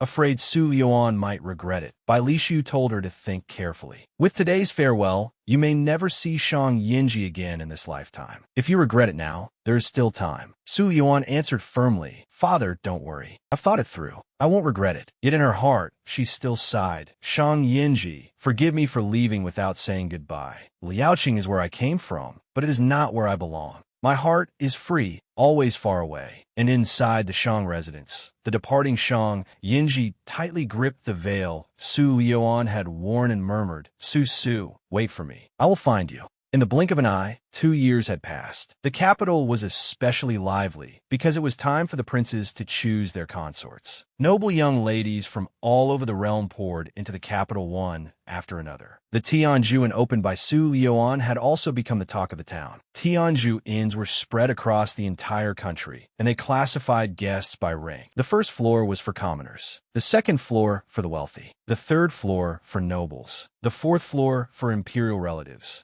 The capital's noble families all loved going there. Business was booming beyond belief. The public discussion caught the attention of Li Wanner, who was with Su Yanran. She was the daughter of Minister Li of the Ministry of War, thought highly of herself, and wanted to visit Tianju Inn to see just what kind of young ladies there could possibly be that surpassed her. At that moment, Su Liuan was in her own Tianju Inn, lying back leisurely, eating grapes, and listening to reports about the great families entering the capital.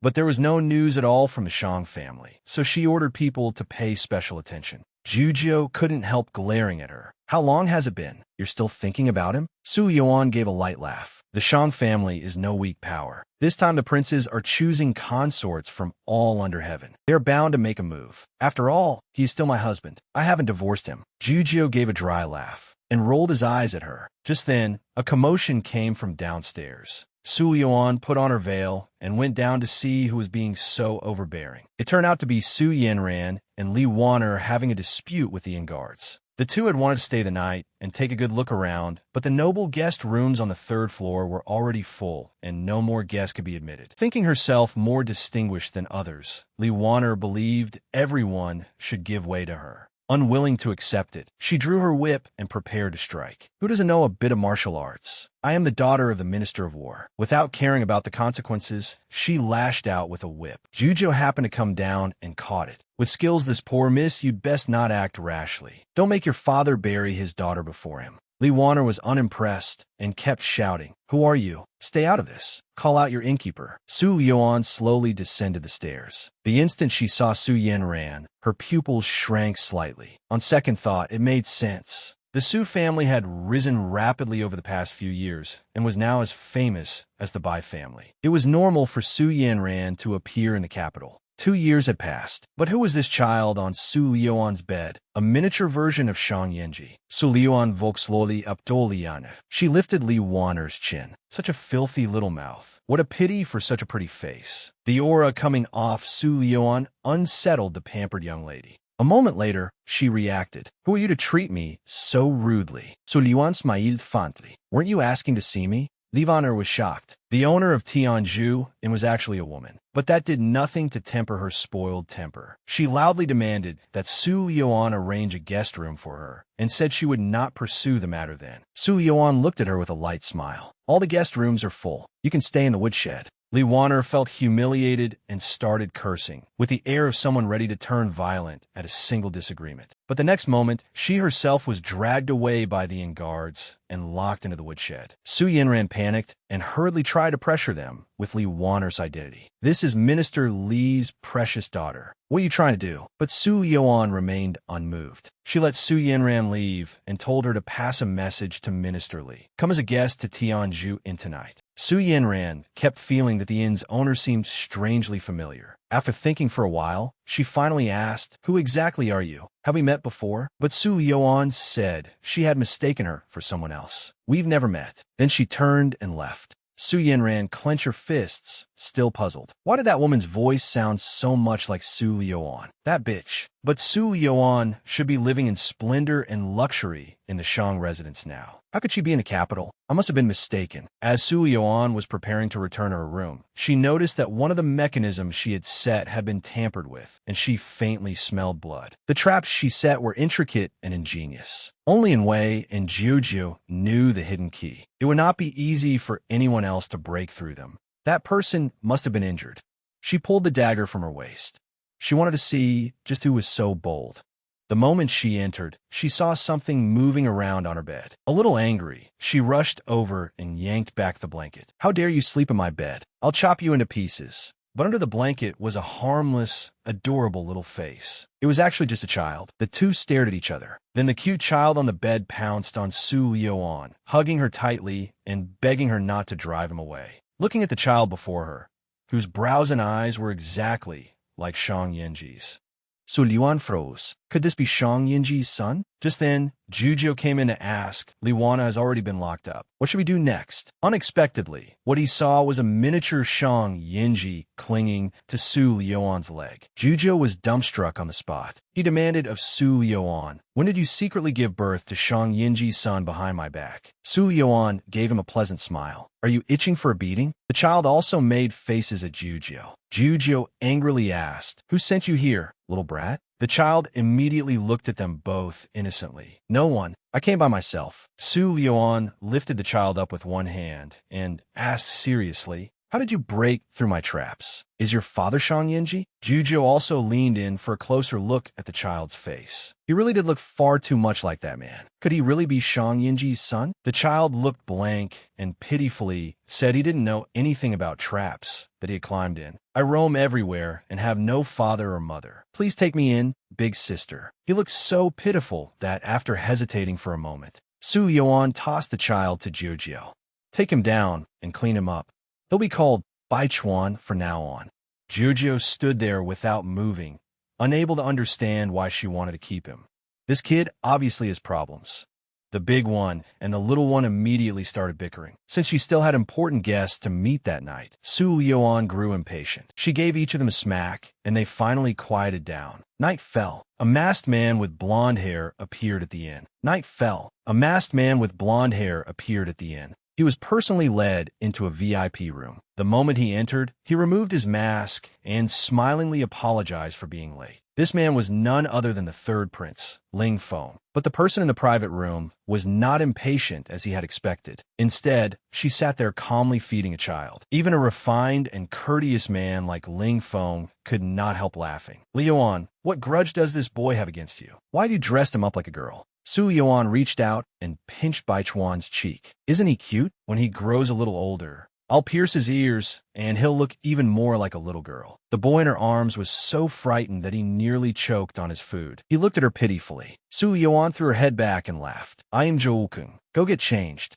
The moment Bai Chuan's feet touched the floor, he darted out of the private room like a rabbit set loose. As he brushed past Ling Feng, he shot him a look completely unlike one his age should have. "That child is rather interesting." Ling Feng turned back with a smile and saw 3 sets of bowls and chopsticks on the table. Somewhat puzzled, he asked, "There's another guest coming?" He looked up at Su Liuan. If not for this woman, he might have died outside the city a year ago. Su Liuan nodded. "He'll be here soon." Sure enough, not long after, Minister Li hurriedly pushed the door open, wanting to see the owner of Tianju Inn. When he saw the third prince there as well, he respectfully bowed. After taking a seat, he got straight to the point. "So you're the owner of Tianju Inn. My daughter may be unruly, spoiled, and childish, but you still have no right to detain her." Su Liuan smiled lightly. Miss Li broke the rules of Tianju Inn. "I merely asked her to remain at the inn temporarily. Besides, wasn't her original intention to stay here? Haven't I granted her wish?" At such a crucial time, when the princes were selecting consorts and establishing their power, the third prince's presence here made the purpose obvious. Minister Li growled, "Even if you detain my daughter, I will not betray his majesty. I have served in office for over 10 years and have never joined any prince's faction. I am loyal only to the emperor." Su Yuan immediately made her own purpose clear as well. She only hoped Minister Li would remain neutral and join no prince's faction. At a necessary moment, Minister Li must save the third prince's life. Minister Li was famous for doting on his daughter and cherished her dearly. After thinking for a while, he agreed to assist at a critical moment. When the third prince asked Su Liuan to release his daughter, Su Liuan replied that in half a year, she would return him a daughter without a single hair harmed. Without a bargaining chip, how could they ensure Minister Li would act according to their plan? Minister Li stood up angrily, but Su Yuan still wore a smile. "Rest assured, I will not hurt Miss Li. If Minister Li wishes to see his daughter, you may see her at any time. I hope you mean what you say. If you harm her, I will never spare you.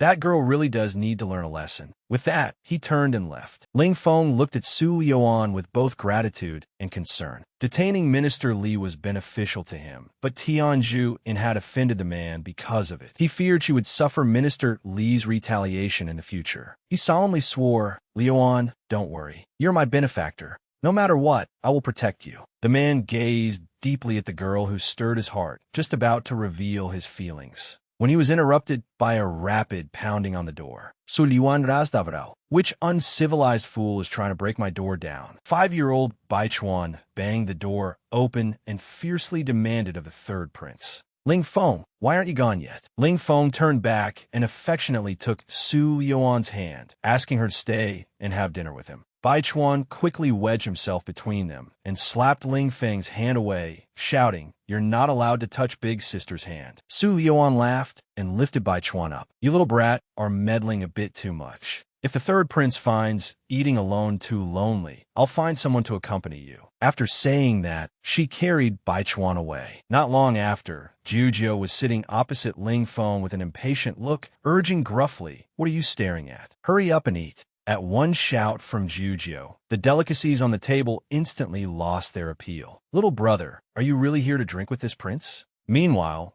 back at the Su family residence, Su Yanran told her mother everything that had happened today at Tianzhu Inn with Li Wan'er and asked whether she knew the whereabouts of that bitch Su Yuan.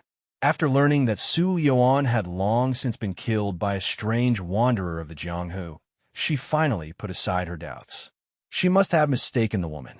How could the woman at Tianzhu impossibly be Su Yuan? Meanwhile, in the study, Su Leoi looked joyfully at the letter in his hand. It stated that the master he served had decided to marry Su Yanran to the second prince and told him to prepare for the consort's election ceremony. In this way, he was stepping into the undercurrent of the prince's struggle, one from which there would be no return.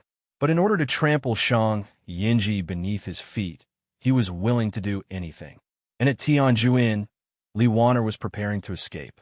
By sheer bad luck, she ran straight into Jujio. Since Li Wan'er had come together with Su Yanran, Jujio thought she could not be anything good either. He showed not the slightest pity for a delicate beauty. But Li Wan'er still failed to grasp the situation and tried to pressure him with her father's status as Minister of War. "Hurry up and release me, or I'll have my father cut off your head." Jujio gave a low laugh and slowly approached her. "Your father won't come to get you for another half-year. Tianzhu Inn is not a place where you can act wildly." Hearing the name Tianzhu Inn, Li Wan'er froze, somewhat dazed. What background does Tianzhu Inn even have that it doesn't even place my father, the Minister of War, in its eyes? "Hurry and change your clothes. You have plenty of work to do today." After saying that, Jujio turned and walked out without looking back. Li Wan'er was still calculating how she could get out when a maid entered carrying a tray and told the still-stunned girl to change. It was a set of coarse clothes. Li Wan'er, long used to silks and fine dresses, absolutely refused to wear them. The maid merely said calmly, "The pavilion master said that if Miss does not wish to wear them, then you may as well go naked." The moment those words were spoken, Li Wan'er fell silent. She knew they were not joking with her. In the end, she obediently changed into the coarse homespun clothes and followed the maid. The inn's decorations were incomparably luxurious. Even the minister's residence could not compare with a single finger of it. Before she knew it, she was led to a room. From inside came the constant clinking of porcelain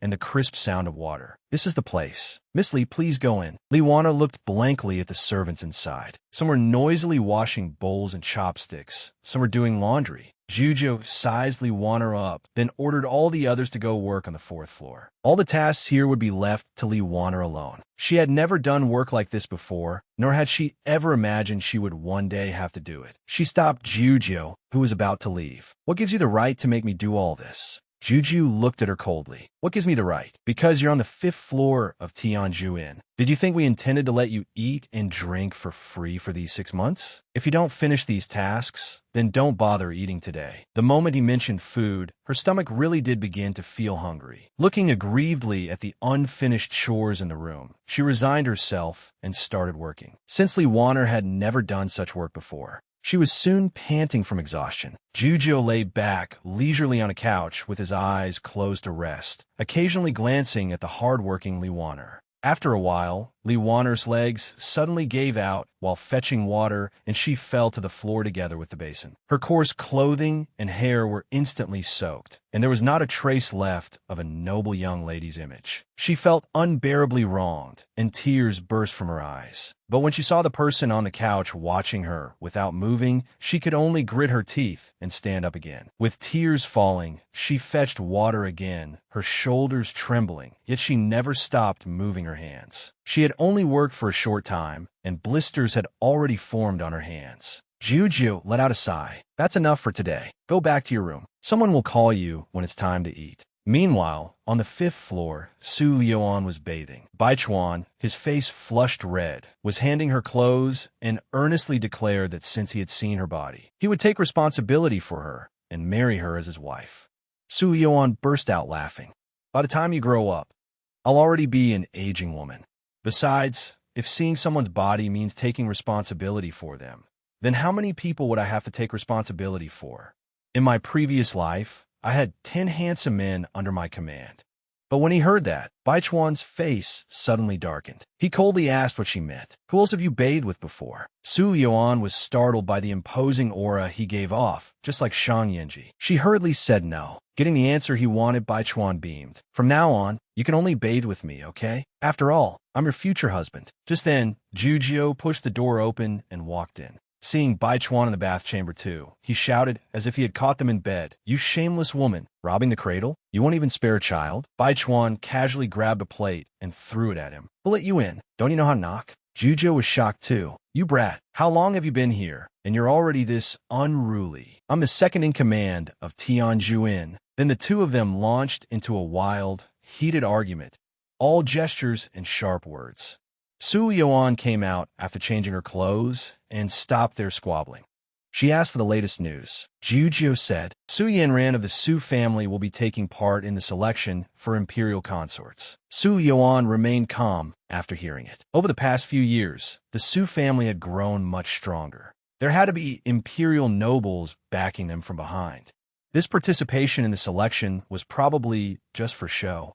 Su Yanran was most likely already the pre-selected consort of some prince. Jujio quickly asked whether they should stop Su Yanran from entering the selection. Su Lioan shook her head. No need. We'll just wait and see. It'll be a good chance to find out which powerful figure is secretly supporting them. Just then, the Bai family's eldest son hurried over, looking flustered, and told Su Lioan that their father had been poisoned. Bai Lishu had been an extremely dutiful adoptive father, no different from a real one. That day, the Bai family's eldest son rushed over to find Su Lioan and told her that father had been poisoned. Su Lioan widened her eyes in disbelief. This father of hers had always been strong and healthy, and he had made no enemies. How could he have been poisoned? Bailey Lee also found it hard to believe, but father really had been poisoned. They had invited many famous physicians, but all of them said the poison had no cure. He knew Su Lioan understood poisons, so he had hurried over to find her. Su Lioan grew anxious too. There was no time to lose. Let's set out at once and save father. Jujio came over after finishing up his work. When he saw Su Lioan packing, he asked in surprise what she was doing.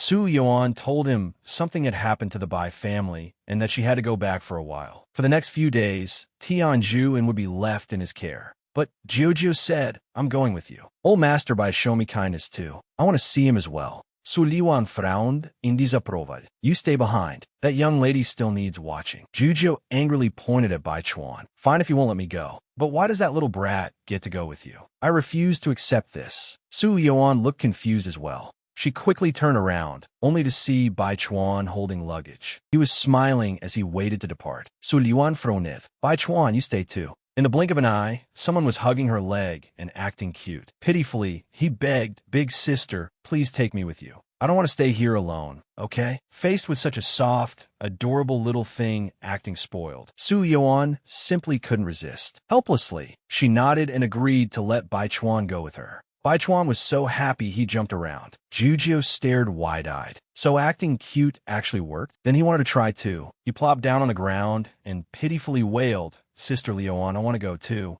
But what he got in return was only one word from Su Lioan. Scram.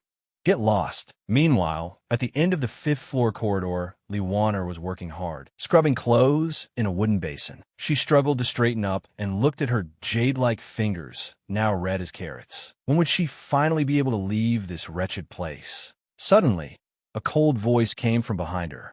Why did you stop? Don't you want to eat lunch anymore? Li Wanner pretended to stay calm. I'm tired. Can't I rest for a bit? At that, Jujio got angry. If I didn't have to keep an eye on you, I'd have gone out long ago. Li Waner snapped back loudly. Who wants you to watch me? Can't you just let me go? I'm the daughter of a court official. Jujio replied coolly. I don't care if your father is a high minister or the Jade Emperor himself. Since you've fallen into my hands, just obediently accept your fate. Even after days of hardship, Li Waner still had her pampered young lady temper and shouted that she wanted to go home. Jujio suddenly smiled. Home? You're not going back there, but I can take you somewhere else. After learning that her adoptive father had been poisoned and wanting to reach the Bai family as quickly as possible, they could only travel by horse. Eldest brother Bailey Lee worried that the journey would be rough, with travel by wind and dew, and feared Su Lioan's body wouldn't bear it. But Su Lioan said lightly, I've been traveling around often these past 2 years. I'm already used to a life of dust and hardship. Beside her, Baichuan grabbed her hand with heartache. Big sister, you've suffered these past 2 years. Before Su Lioan could speak, Jojio's voice rang out. I was the one who stayed with you through those days. How can you go on a long trip like this without me? Beside him was Li Waner. Su Lioan froned slightly. Didn't I tell you to stay and take care of the inn and the guest? Jujio hurriedly argued. What, the inn's going to collapse just because we're gone for a few days? Besides, you're surrounded by men. Your short one, made to attend you. I think she's perfectly suitable. As he spoke, he shoved Li Waner forward. The moment Li Waner heard he meant to use her as a maid, she huffily began to protest. Jojio's face turned cold as he threatened her. Shut up. It wasn't easy getting out. Don't ruin my good thing. Since everything had already been arranged, and the man had even chased them all the way here, Su Lioan finally agreed to let Jujio come along too. But you must take good care of Miss Li. She doesn't look like she knows how to ride. In order to go with them, Jujio thumped his chest and told her not to worry. Su Lioan said no more. Holding Baichuan, she leaped onto the horse, and together with eldest brother rode off in a swirl of dust. Watching their backs, Li Waner felt a little frightened. Can't we take a carriage instead? Jujio mounted his horse and said, What are you thinking about? You'll ride with me. He reached out and pulled Li Waner up onto the horse, warning her to hold on tight. If she fell, he wouldn't care. Li Waner hugged Jujio tightly as well, nearly making him unable to breathe. After traveling all day, night had fallen. Just ahead there were lights, apparently an inn, so they decided to stay there for the night. After dismounting, Su Lioan told the waiter to prepare a table of dishes and 4 superior rooms. Seeing Su Lioan's stunning beauty, the waiter stared at her with sly, shifty eyes and offered to take her horse. His fingers deliberately brushed against Su Lioan's hand. The next second, Baichuan viciously kicked him and sent him flying away. You brat, why'd you kick me? Baichuan angrily told him not to let his filthy eyes wander. Seeing his intentions exposed, the waiter gave an awkward laugh. He immediately led the group to their rooms and prepared their meal. At the table, Jujio wolfed down the food, but Baichuan didn't take a single bite. Su Lioan asked with concern and personally picked up a piece for his bowl. She told him to eat more. But Baichuan said, I'm not hungry. You all eat. In truth, Baichuan had already realized this was a black inn. He couldn't just eat the food here. Jujio snorted, eat or don't eat, whatever. The brat's got quite the temper. Don't cry hungry in the middle of the night. Soon after, the group all began to feel drowsy and prepared to return to their rooms to rest so they could leave early the next morning. Baichuan tugged on Su Lioan and acted spoiled, saying he wanted to sleep with her. After all, he was only a 5-year-old child. Su Lioan picked him up. If you fall asleep and snore, I'll throw you out. Once Su Lioan had fallen asleep, Baichuan sat up. You're out traveling, and yet you don't guard yourself at all. I'll protect you, my wife. He gave Su Lioan a kiss on the cheek, then went out. But he didn't know that the moment he left, Su Lioan opened her eyes. In the dead of night, Baichuan moved alone through the remote inn, thinking to himself, this Blacken had put a sleeping drug in the food. They would definitely make a move at midnight. Just as he had expected, not far away, 2 men were dragging a sack and preparing to leave. Excitedly, they said, such a beautiful young lady is hard to come by. She'll definitely sell for a good price. Seeing that, Baichuan guessed that the person in the sack was most likely Li Waner. This person was useful to Su, so he planned to save her life first. Meanwhile, Jujio suddenly jolted awake. He found it strange. Why had he dreamed that Li Waner was crying? Puzzled, he went to knock on Li Waner's door, only to find it open. He thought Li Waner had carelessly forgotten to lock it, but when he entered, the room was empty. He immediately knew something had happened and hurried off to find Su Lioan. But halfway there, he saw blood all over the ground. His heart tightened. Could it be that Li Waner had already been harmed?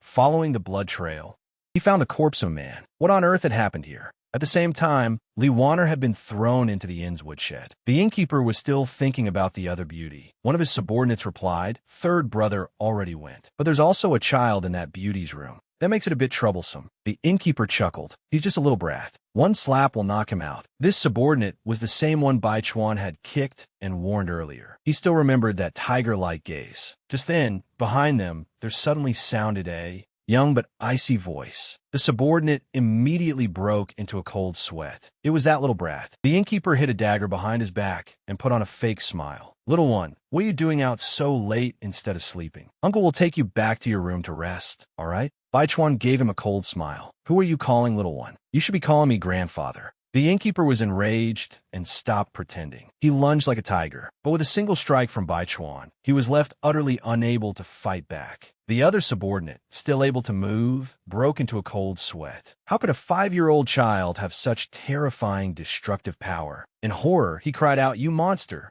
But the word monster made Bai Chuan remember how his heavenly poisoned body had brought him rejection and strange looks from others. He laughed manically. "You're right. I'm no human. I'll send you straight to hell." At the same time, Juja knocked on Bailey Lee's door and told him Li Wanner had gone missing, asking him to help search. After his initial shock, Bailey Lee immediately thought of his younger sister, Su Liuan's safety. He wanted to check on her first, but Jujio stopped him. "You don't need to worry about Liuan. I can't even beat him. I found a man's corpse nearby. If anything happens to Li Wanner, that'll be real trouble." No sooner had he finished speaking than they heard a blood-curdling scream. Judging by the sound, it came from the woodshed. The two quickly headed in that direction. What they saw was Bai Chuan holding a wooden club, while the man at his feet had already been beaten into a bloody pulp. It was impossible to imagine that this was the work of a 5-year-old child. Jujio was stunned. A moment later, he came back to his senses and shouted, "Bai Chuan, stop!" Bai Chuan sneered, his eyes cold and sharp. "So it's you too. Looks like my identity is exposed. In that case, I might as well kill you too." The unfathomable head of the Shang family, now transformed into a soft and adorable 5-year-old child just to stay by his wife's side.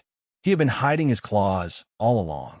As he brutally slaughtered the criminals of the Black Inn, the aura he emitted at that moment made Jojo break out in a cold sweat. That expression, those movements, they were exactly the same as Shang Yenji's. Jujio had long harbored a suspicion. He respectfully saluted. "Senior, I was presumptuous. Please forgive me." Bai Chuan said coldly, "Jujio, you were the one who abducted my wife. But seeing as you've served her like an ox and horse, I'll spare your life." Those words were equivalent to admitting that he really was Shang Yenji. Jujio could only complain inwardly. "She was clearly the one who abducted me, all right?" He quietly remained kneeling there. "Jujio, what's going on here?" Bailey Lee was dazed by this absurd turn of events. Jujio quickly reminded him, "If you don't want to die, kneel and salute." Since even an expert far superior to him was kneeling, Bailey Lee promptly knelt too. Bai Chuan's gaze grew even sharper when he looked at him. "I've disliked you for a long time. Tell me, what is your relationship with Liuan? Why is she so close to you?" Jujio secretly broke out in cold sweat for Bailey Lee. If this lunatic's jealousy flared up and Bailey Lee said one wrong word, the consequences would be dire. So Jujio quickly stepped in and explained, "Senior, 2 years ago,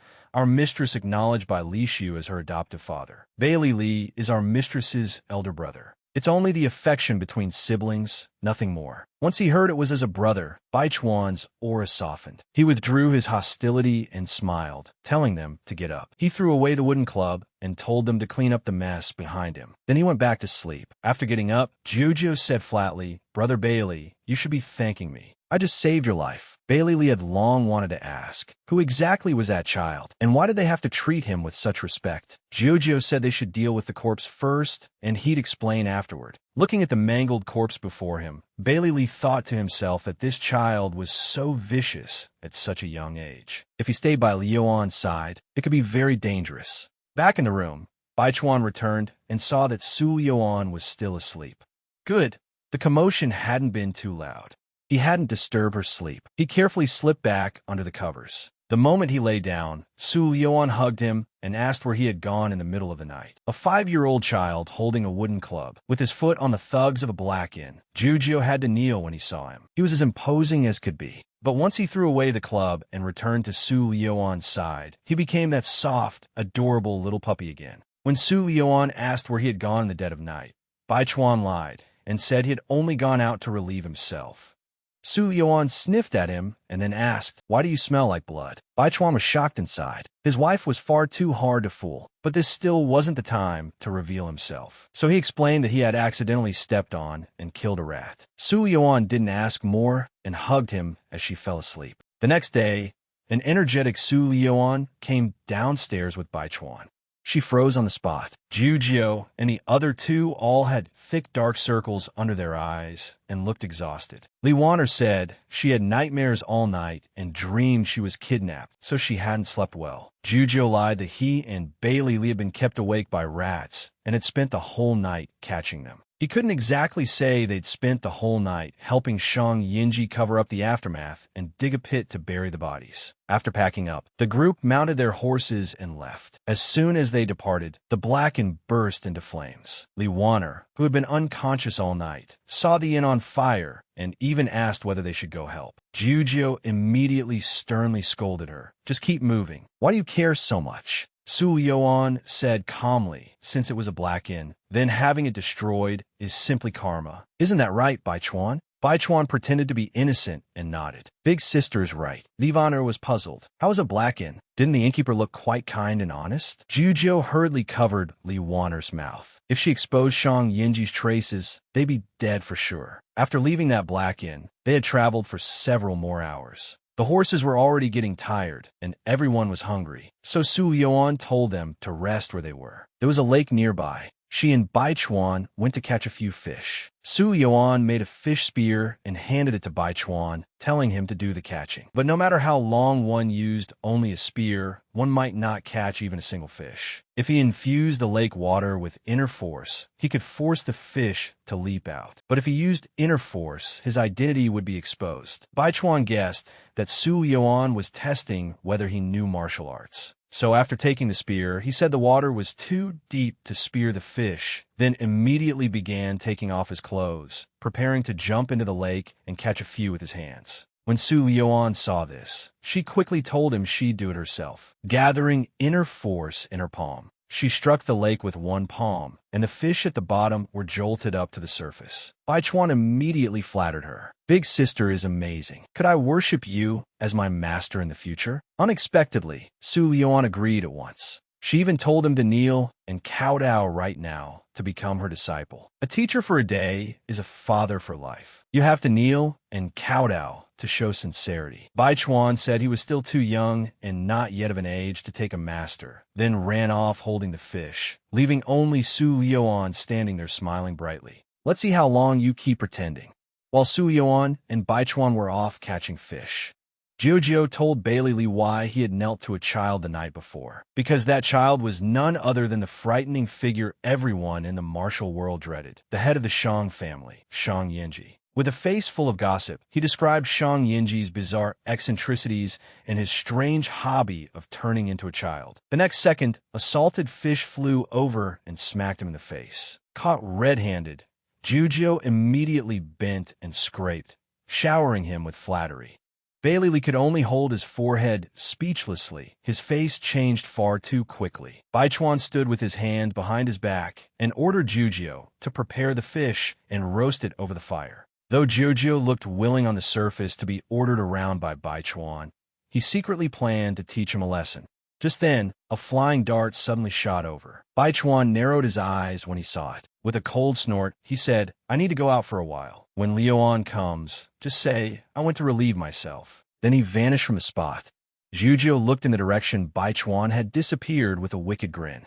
He took out a bottle of laxative powder and sprinkled it over the fish. Bailey Li was startled by that sinister smile. "Jujio, what powder are you sprinkling?" Just imagining the coming scene made Jujio unable to suppress his laughter. "It's laxative. Brother Bailey, leave this fish for that little brat to eat. Don't mix him up." Meanwhile, Bai Chuan followed the dart to the appointed place. Anwei suddenly jumped out and knelt in greeting to his master. He handed over a newly refined bone-shrinking medicine and asked him to use it cautiously. Bai Chuan caught the medicine bottle Anwei brought and asked about the recent state of the Shang family. But everything to report was trivial. Qiangqing and Lianshi were more than capable of handling it. So Baichuan ordered them to conceal their identities tonight and deliver one blood ginseng to the Bai family. Meanwhile, the fish Jujio was roasting gave off a tempting aroma. It made Su Liuan drool, but Jujio solemnly replied that one should respect the old and cherish the young. The first fish should of course go to Baichuan.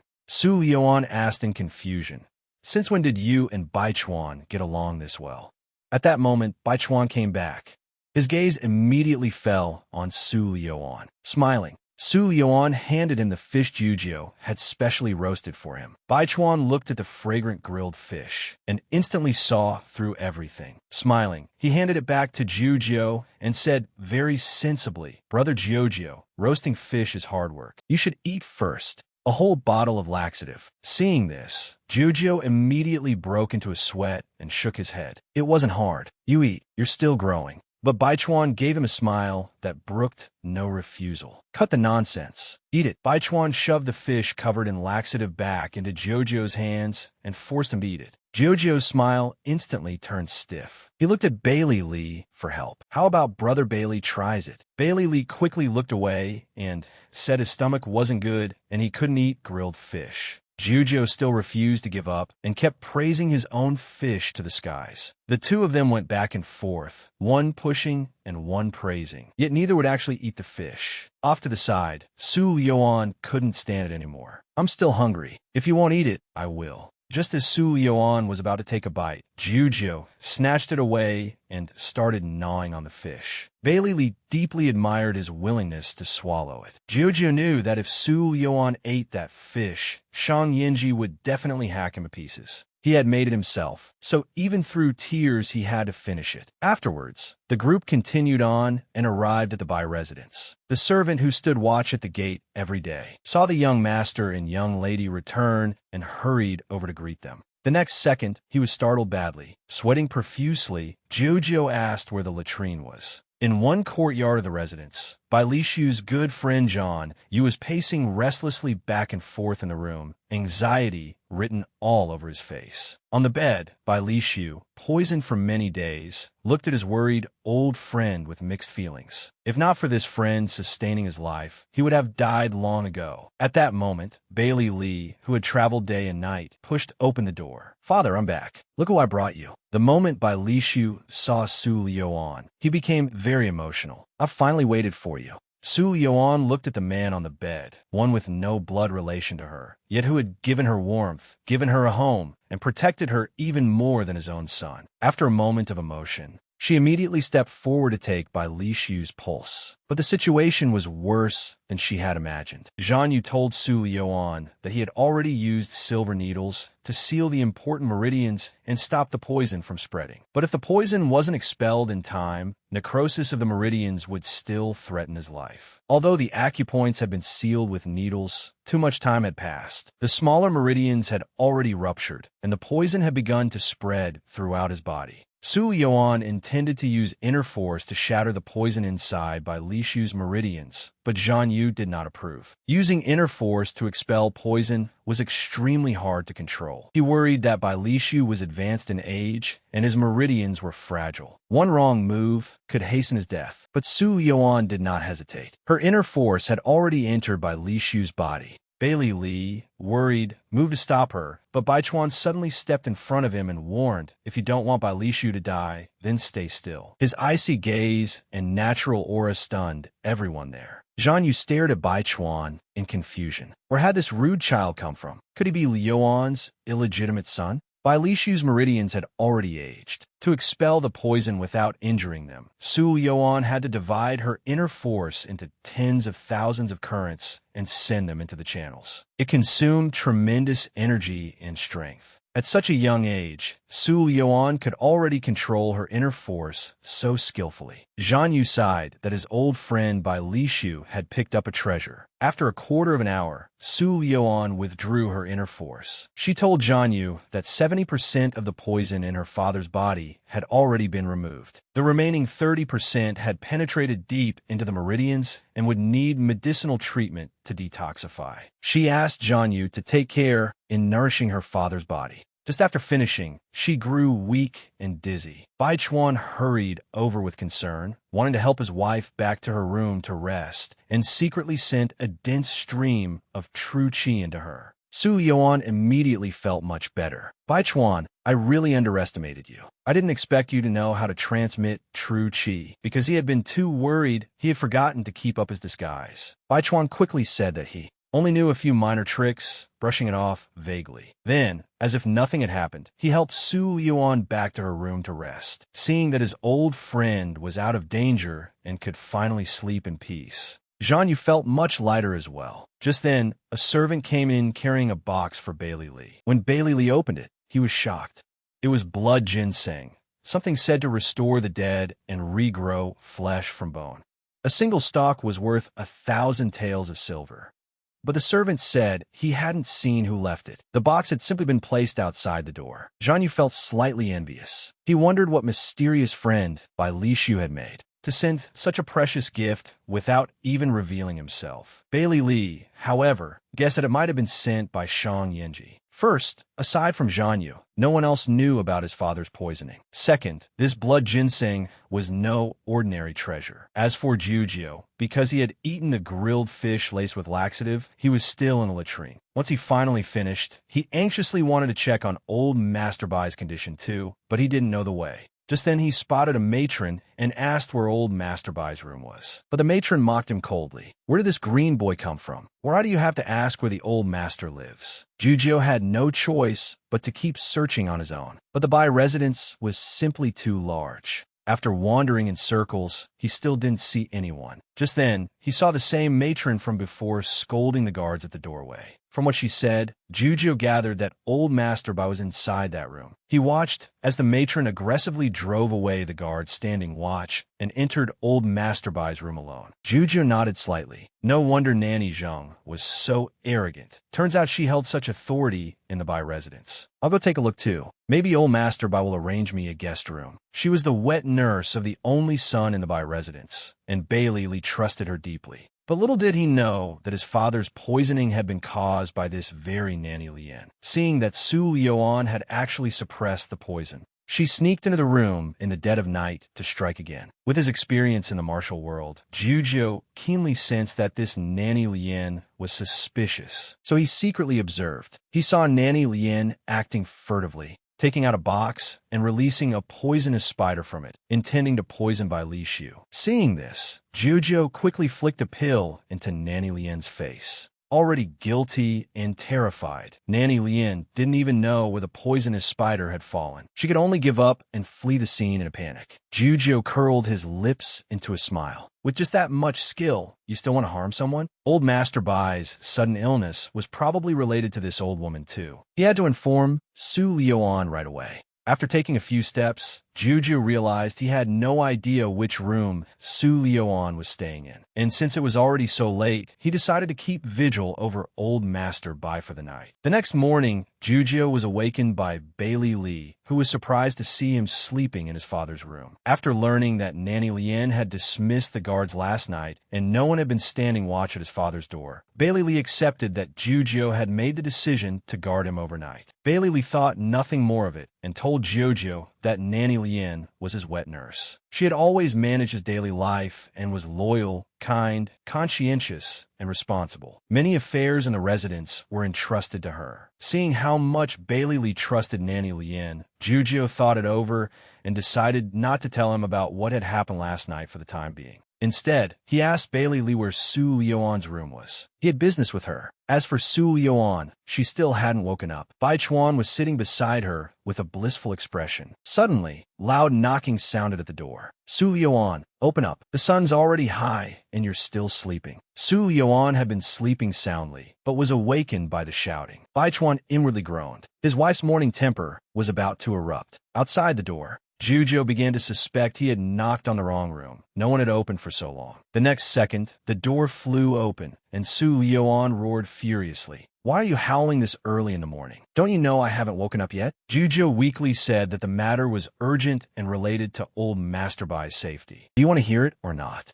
Was actually the culprit who had poisoned the old master. By noon, when it was time to eat, Bailey Lee had prepared a table full of delicious dishes. At that moment, Nanny Lien brought over another bowl, an old hen soup she had specially made for Bailey Lee. When Su Yuan saw this, she smiled faintly at Nanny Lien. "You've worked hard, Nanny Lien. Yesterday, I expended a lot of energy removing father's poison, and my body is still exhausted. Why don't I drink that soup instead?" The moment she heard this, Nanny Lien flatly refused. In the Bai residence, everything comes after the young master. The young master hasn't had the soup yet. An outsider with a different surname, like you, has no right to enjoy it. Those words made Bai Chuan angry, and he was about to speak up for Su Yuan. But Su Yuan pressed Bai Chuan down with one hand and snatched the soup from Nanny Lien's hand with the other, demanding, "You keep saying you're acting for my brother's health. Then why is there filth in this soup?" She placed the soup on the table and let everyone see the filth inside. There was a fly in Nanny Lien's chicken soup. Nanny Lien immediately insisted that Su Yuan must have tampered with it and that there was absolutely nothing wrong with her soup.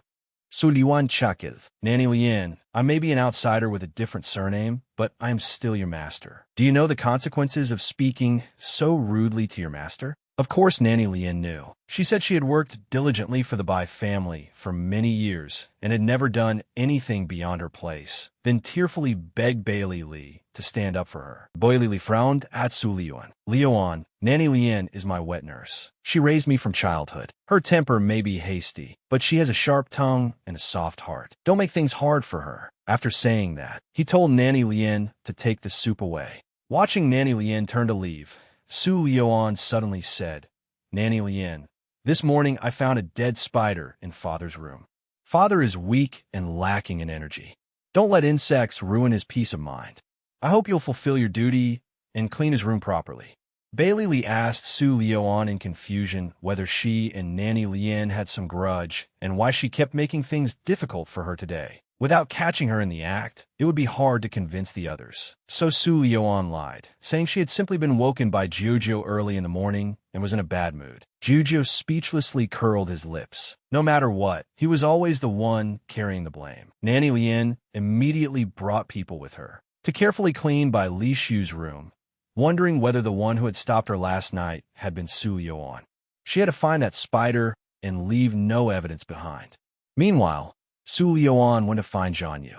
Old Zhang is skilled with poisons. You must have seen that there was something wrong with that chicken soup too, right? Then she laid out all her suspicions. Unexpectedly, Zhang Yu also had some suspicions about Nanny Lien, but without evidence, he had no easy way to act. Su Yuan then took out the poisonous spider Jiujiu had intercepted and asked if Zhang Yu knew what it was. Zhang Yu recognized it at a glance. It was a black-haired, poisonous spider from the western regions, extremely venomous. Su Yuan said that Nanny Lien was quick-tempered and prone to revealing flaws once rattled. She did not seem like someone capable of plotting so carefully. There must be someone behind her giving orders. As long as we follow the clues, we'll find the mastermind. That night, Nanny Lien indeed secretly went to meet a woman dressed in black and told her the mission had failed. When the woman in black learned that Nanny Lien's mission had failed because of Su Lioan, she ordered Nanny Lien to get rid of that meddlesome Su Lioan first. But Nanny Lien suddenly dropped to her knees. She begged the woman in black to spare Bailey Lee. The woman in black instantly flew into a rage and rebuked Nanny Lien. "You want me to spare that man's child? Did he ever spare my child? I had you lurking in by Li Shu's residence for years, and not only have you failed to accomplish the task, your loyalties have even shifted toward the Bai family." Nanny Lien hurriedly explained, "These are all sins Bai Li Shu brought upon himself. The young master has nothing to do with it. He is innocent. I've served the young master for over 10 years and watched him grow up. I know his character. The young master's temperament is exactly the same as the young lady's, and he looks more and more like her as well. I truly can't bring myself to harm him." The woman in black sighed and said no more on the subject. She only told Nanny Lien to deal with Su Lioan first, then vanished after a few leaps. Nanny Lien looked around and also quickly left, thinking she had gone unseen.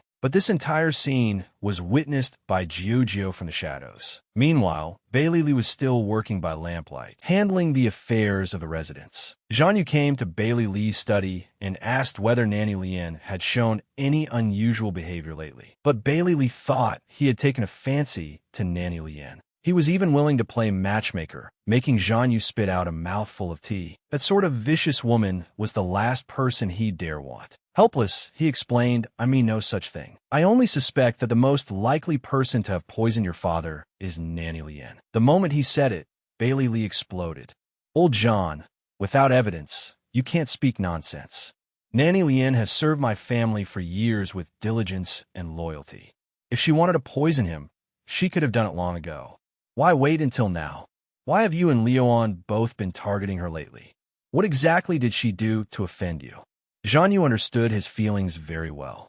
He advised him not to be angry, but onlookers see more clearly. There were indeed many suspicious points about Nanny Lien. Yet Bailey Lee directly told Zhang Yu not to say another word. Once he found the mastermind behind the scenes, he would definitely prove Nanny Lien's innocence. Zhang Yu could only stop there, turn and leave, sighing that the foolish boy was dead set on trusting Nanny Lien. But after all, he had lost his mother when he was young and had always been closest to this wet nurse. It was only natural that he would defend her. Early the next morning, Jujio told Su Lioan about the woman in black. Since the black-clothed woman was so familiar with the layout of the Bai residence, Su Lioan guessed that she had very likely once been part of the household. Su Lioan narrowed her eyes. She knew nothing about the past people and events of the Bai residence, so she planned to ask father. She told Jojo to keep a close eye on Nanny Lien and report anything to her. After saying that, she looked at the tightly wrapped quilt on the bed. It was rare to see Bai Chuan sleeping in. Since there was nothing pressing right then, she decided to let him sleep a little longer. But Bai Chuan wasn't sleeping in at all. In fact, this was the most agonizing and painful time for him. He just didn't want Su Lioan to see him in such misery. Looking at the faintly trembling quilt, Jujio guessed inwardly. Could it be that Shang Yinji was having some kind of episode?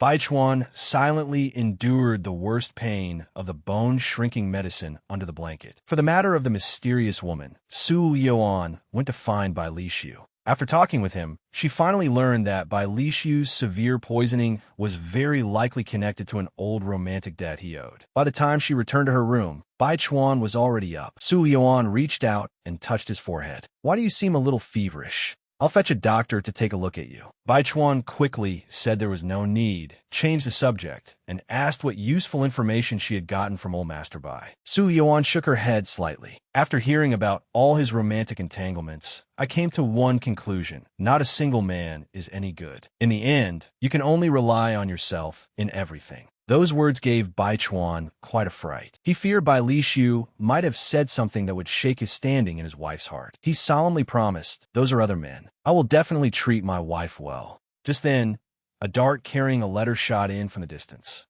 Bai Chuan was about to chase after it, but Su Lioan stopped him, seeing at a glance that it was only meant as a warning. The moment Su Lioan opened the letter on the dart, poisonous powder spread at once. She immediately told Bai Chuan to hold his breath. It turned out the letter contained 7-day, soul-breaking powder. Once inhaled into the body, it was difficult to expel. When the poison took effect, blisters would first break out, bringing unbearable pain and itchiness. Once the victim couldn't resist scratching their skin open, their whole body would rot and they would die. Grabbing Bai Chuan's hand in alarm, Su Lioan ran outside. But Bai Chuan told her he was fine and there was no need to worry. Instead, he asked whether she had inhaled any of the poisonous powder. Seeing that Bai Chuan really showed no signs of poisoning, Su Lioan couldn't help becoming suspicious. Could Bai Chuan have a body immune to all poisons? Bai Chuan confidently replied that he handled poisonous things every day, so these powders no longer affected him. Bai Chuan blinked and asked Su Lioan what they should do next, and whether they should tell Bailey Lee about this. Su Lioan shook her head slightly. She planned to beat them at their own game. A moment later, Jujio rushed into Bailey Lee's study and shouted that something terrible had happened. After Bailey Lee learned that Su Lioan had been poisoned, he hurried off to check on her. Unexpectedly, he ran into Nanny Lien the moment he stepped out of the study. Bailey Lee said that Lioan had suddenly fallen ill and asked Nanny Lien to come with him to take a look. Su Lioan now had dark circles under her eyes and kept scratching her arm. One look from Bailey Lee told him this was no ordinary cold. Worried, he wanted to invite Zhang Yu over to examine her. But Su Liuan said the elder had already come and said she had been bitten by a poisonous insect. He said applying some medicine would be enough. Meanwhile, Nanny Lien behind Bailey Lee saw the symptoms and recognized them as the early stage of her 7-day soul-severing powder. She was now certain Su Liuan had been poisoned. Just then, Bailey Lee turned around and instructed Nanny Lien that there had been rather many venomous creatures in the residence lately and asked her to have people thoroughly clean it again. This time, when Nanny Lien looked at Su Liuan, she happily agreed. Inwardly, she sneered, "Your death is near. Let's see how arrogant you can stay then." After the two of them left, Juju locked the door and mocked Nanny Lien's beaming expression just now, as if she were afraid others wouldn't notice she was gloating. So Liuan di man calm. Since she was the one who had taken the poison, of course Nanny Lien was secretly delighted. I'm guessing she'll report to her master today. Tonight, take Bailey Lee and stake the place out. Juju readily agreed, but then looked worriedly at the blisters on Su Liuan's arm. You're not really poisoned, are you? Su Liuan smiled lightly and explained that she was indeed poisoned, but it was only an ordinary poison similar to the 7-day soul-severing powder. Otherwise, how could she fool Nanny Lien? What a brilliant self-injury ruse. Juju gave her a thumbs up. A maid followed beside Baichuan all the way into the depths of the garden before he finally stopped and stood with his hands behind his back. There's no one else here. Stop pretending. The maid smiled faintly. With one hand, she tore off a human skin mask. Sharp eyes as always, master. I figured the effects of your medicine must have worn off, so I specially came to deliver more. Baichuan told Lien Shi that recently all the bones in his body had been aching. He feared he would soon return to his original form. Lien Shi tried to persuade him not to keep taking the bone-shrinking medicine. Back then, Master took it to suppress the added poison inside your body, shrinking yourself into a child's form to suppress bone growth. But the damage to your internal organs and the agonizing pain throughout your body are not something an ordinary person could endure. But Baichuan refused firmly. It hadn't been easy for him to stay by his wife's side. If he returned to his original form, she might run away again. Lien Shi had no choice but to take out a newly developed bone-shrinking medicine, although it could prolong the suppression of bone growth. Its side effects were even worse than before. Baichuan drank it without hesitation. To him, compared with the heartache of not seeing his wife, the pain in his bones and organs was nothing. Late that night, Nanny Lien indeed sneaked off to meet a black-clothed figure and told them that Su Liuan had been poisoned and would definitely die within 7 days when her skin rotted away. Once she died, no one would be able to cure her by Li Shu's poison. Master, are you satisfied with what this servant has done? The black-clothed person suddenly turned around toward Nanny Lien. Your poisoning skills really haven't improved. You might as well have just used poisonous spiders. Then the master removed the mask. Nanny Lien, coming here so late at night. Which master are you here to meet? Only then did she realize it was Su Liuan disguised as her master to expose her. Alarmed, Nanny Lien turned and tried to flee. But unexpectedly, she ran straight into Bailey Lee and Jojo. Nanny Lien tried hard to act as though nothing had happened, but Bailey Lee no longer trusted her as he once had. Su Liuan told Nanny Lien to stop pretending. We heard every word you said just now from the rooftop, but Nanny Lien shamelessly turned the accusation around and said before Bailey Lee that Su Liuan had instructed her to say all that nonsense. She claimed her loyalty to the Bai family was as clear as the sun and moon. Bailey Lee stared at Nanny Lien. I don't want to believe it either, but the facts are right in front of me. Since you dared to poison Liuan, was the poison in my father's body also your doing? Still unwilling to give up, Nanny Lien began crying again, saying Su Liuan disliked her and had staged this self-injury act to frame her. Su Liuan smiled. Nanny Lien, stop arguing.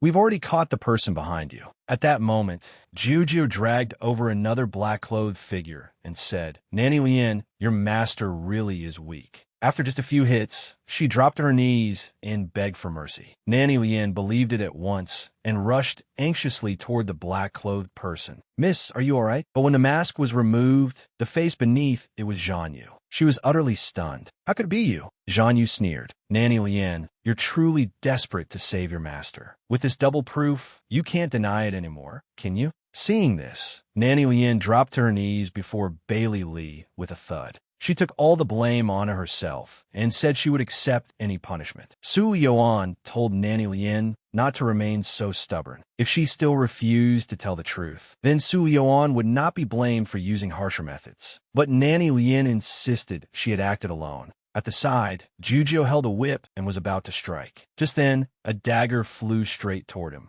Jujio quickly dodged, and then a voice rang out, "Even when beating a dog, you have to look at its owner." A black-clothed woman stood atop a withered tree, sword in hand. After several layered schemes, they had finally lured out the person behind Nanny Lien. The moment Nanny Lien saw that this time was real, she panicked and shouted, "Miss, don't worry about me.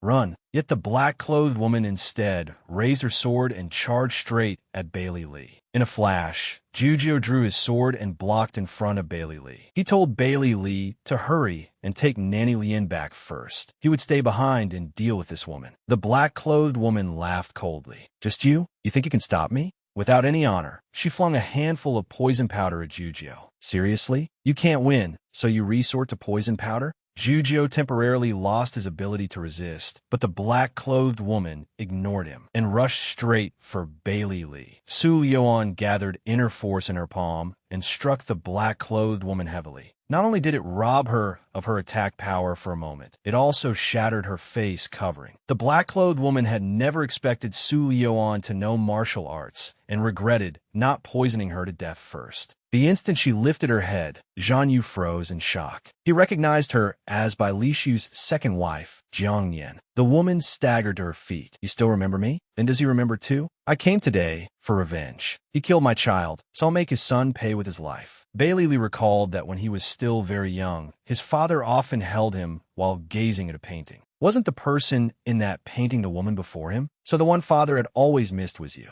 But when Jiang Yin heard that, she laughed bitterly. "Back then, he was the one who drove me out of the manor, causing the death of my newborn child. This broken body of mine is all thanks to him." The more she spoke, the more agitated she became, and the harder she coughed. Nanny Lien hurried forward and urged her not to get upset. Bailey Lee stepped forward and asked Jiang Yin what exactly her relationship with his father had been. "Why do you say he killed your child?" Jiang Yin gave a cold laugh. "Didn't your father tell you, little bastard, how many women he's had?" Her voice brimmed with contempt. Bailey Lee looked at the half-crazed expression on that woman's face, his eyes filled with obvious heartache and sorrow. "Ever since I was old enough to remember, only Nanny Lien was by my side." Jiang Yin turned in disbelief to question Nanny Lien. "Back then, that bitch Ling Shuang did everything she could to become the legal wife and drove me out of the manor. How could she possibly have left the Bai residence so easily?" Nanny Lien told Jiang Yin that they had only been reunited not long ago, and there were many things she had not had time to tell her. Back then, the first madam, Ling Shuang, had already hanged herself by the time I came to the Bai residence. Upon hearing that, Jiang Yin burst into laughter, her eyes filled with endless desolation. That bitch hanged herself? That was her retribution.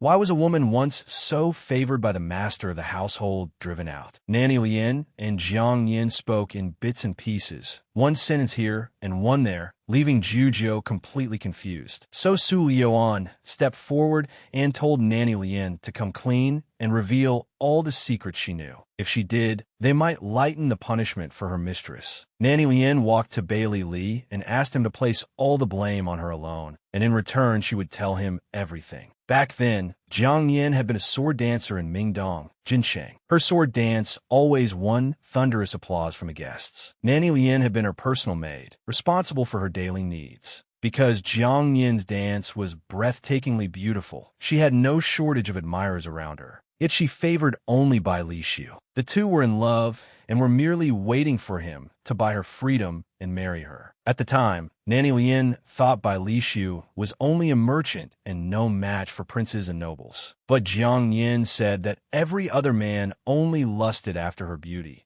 He alone was willing to risk his life for her. That year, in the maple forest, Jiang Yin lied and said a famous doctor had prepared a dose of good medicine for her, but she had mixed up the bottles. One contained a fatal, incurable poison, and the other held the real medicine. Without a word, Bai Li Shu tested it on himself. From that moment on, she was certain. that she wanted to marry this man. Soon after, she redeemed herself and entered the Bai residence. At first, she thought the two of them would live happily ever after. But 2 years later, while Nanny Lien was back in her hometown, she received a letter from Jiang Yin saying she had fallen gravely ill and did not have long to live, leaving behind her months-old child. Nanny Lien rushed alone to the Bai residence. But when she reached the gate, the guard stopped her and refused to let her in. They called Jiang Yin a demoness and said the master had already expelled her from the residence. Nanny Lien refused to believe it and argued with the guards, but no matter what she said, they would not let her enter. Just then, a maid came out saying they were looking for a wet nurse for the young master. Nanny Lien had just given birth herself, so she volunteered and thus entered the Bai residence as a wet nurse. There she came into contact with First Madame Ling Shuang and a newborn Bailey Li. The child, who had been crying nonstop, quieted down the moment Nanny Lien took him into her arms. So Ling Shuang let her stay in the residence. At the time, Nanny Lien felt the child's brows and eyes looked strikingly like her mistress's, and she wondered whether he might actually be her child. Later, after much inquiry in the Bai residence, she learned that First Madame and Jiang Yin had been pregnant at the same time. Unexpectedly, strange incidents began occurring in the residence. First Madame often had nightmares about a strange cat. Bai Lishu's business also kept going badly, and one night, he even thought he had run into a ghost while going to the latrine. Unable to rest easy, he invited a ritual master to perform rites. But the ritual master declared that the evil influence was Jiang Yin and said that only by confining her and keeping her out of sight could peace return to the Bai residence. First Madame worried that the child in her womb had been tainted by bad luck and pressured by Lishu. So Bai Lishu locked Jiang Yin up. The man who had once risked his life to test medicine for her was now imprisoning her. Jiang Yin was deeply disappointed. But at the time, Jiang Yin was pregnant and still held on to a trace of hope for the sake of the child in her womb. Unexpectedly, when she woke up, she was told that what she had given birth to was a civet cat. Everyone believed even more firmly that she was a demoness possessed by evil. Seeing that, Bai Lishu did not believe her. Jiang Yin was utterly heartbroken and decided to leave the Bai residence. Later, Nanny Lien found a letter left for her in Jiang Yin's room.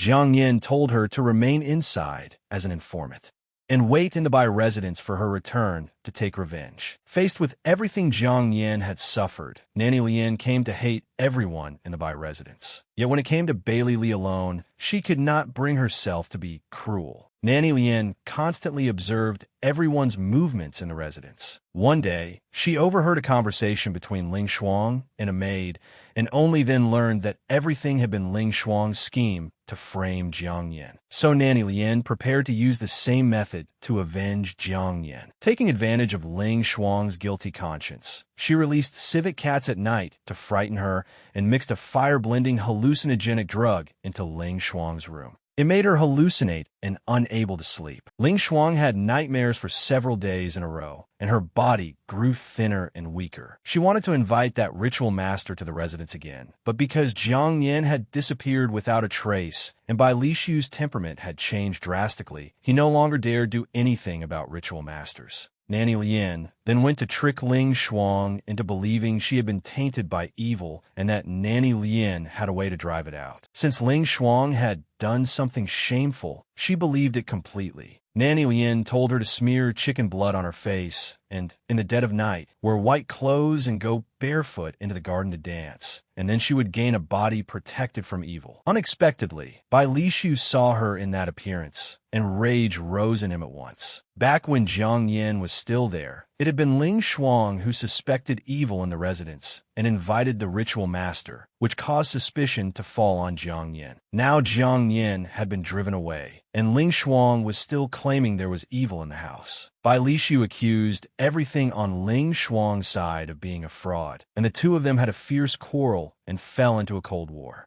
Soon, rumors spread through the Bai residence that First Madame had been tainted by evil and locked up by the master. Originally, Nanny Lien had only wanted Ling Shuang to taste some of Jiang Yin's suffering. She had not expected Ling Shuang to be unable to bear the humiliation and hang herself in her room. After Ling Shuang's death, Nanny Lien drove away all the maids by her side. Bai Lishu never married anyone else after that, and the young master was entrusted to Nanny Lien to raise. She raised him into adulthood. Then, just a few months ago, Nanny Lian finally met Jiang Yin again. Following Jiang Yin's instructions, she used to buy family's trust in her to poison Bai Li Xiu. But because there was an expert at detoxification by his side, his life kept being prolonged. It was only after Su Liuan returned that Jiang Yin's plan was completely ruined. Bai Li had never imagined that his mother had actually been killed by the very wet nurse he had trusted most. Nanny Lian explained everything clearly and once again begged Bai Li not to hurt Jiang Yin. If someone had to pay with a life, let it be hers. After learning the truth, Su Liuan also tried to persuade Jiang Yin. Ling Shuang is already dead, and Master Bai has been kind to me. I will not allow anyone to take his life. As long as you can let go of your hatred and leave, we can let bygones be bygones. But Jiang Yin refused and picked up her sword again. I've lived until now for revenge alone.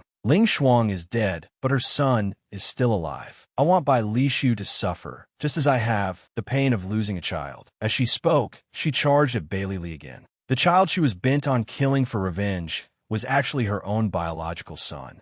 Jiang Yin raised her sharp sword toward Bai Li. This time, Su Liuan gathered her inner force. She no longer intended to show mercy. At the critical moment, Bai Li Xiu rushed over. He shouted for Jiang Yin to stop. That is your own flesh and blood. The words struck like a bolt from the blue. Jiang Yin let the sword fall from her hand. She looked at Bai Li in disbelief. How could he possibly be my child? Bai Li Xiu then revealed another truth from the past. Ling Shuang had never actually been pregnant. Jiang Yin was even more shocked. Back then, Ling Shuang's pregnancy symptoms had been exactly the same as hers, and she had even shown off the stretch marks on her stomach. Bai Li Xiu explained that Ling Shuang had once asked him for medicine to dispel dampness. The reaction after taking that medicine resembled pregnancy. Because she took too much of it, he eventually noticed something was wrong. That year, when evil spirit rumors spread through the residence, I was already fed up. Then, after learning from Zhan Yu what kind of medicine it was, I had a huge quarrel with her and only then learned the truth from her own mouth. It turned out she had been pretending to be pregnant all along to compete with you for favor. I was furious and locked her in her room, intending in anger to divorce her. She threatened me with death, and I ignored it. But in the end, she really hanged herself. Jiang Yin also came to her senses. Ling Shuang had not been pregnant, yet there was a child. Then she must have switched her own child. Bai Li Xiu was filled with regret. Back then, he had been too busy with business to notice the problem in time. That caused the misunderstanding and wronged Jiang Yin. Jiang Yin grabbed Bai Li excitedly and examined him carefully. Back then, Nanny Lian had already thought his features resembled hers. Now it was confirmed even more. Bai Li felt somewhat flustered and asked Su Liuan what he should do now. Su Liuan said a mother and son recognizing each other was a good thing.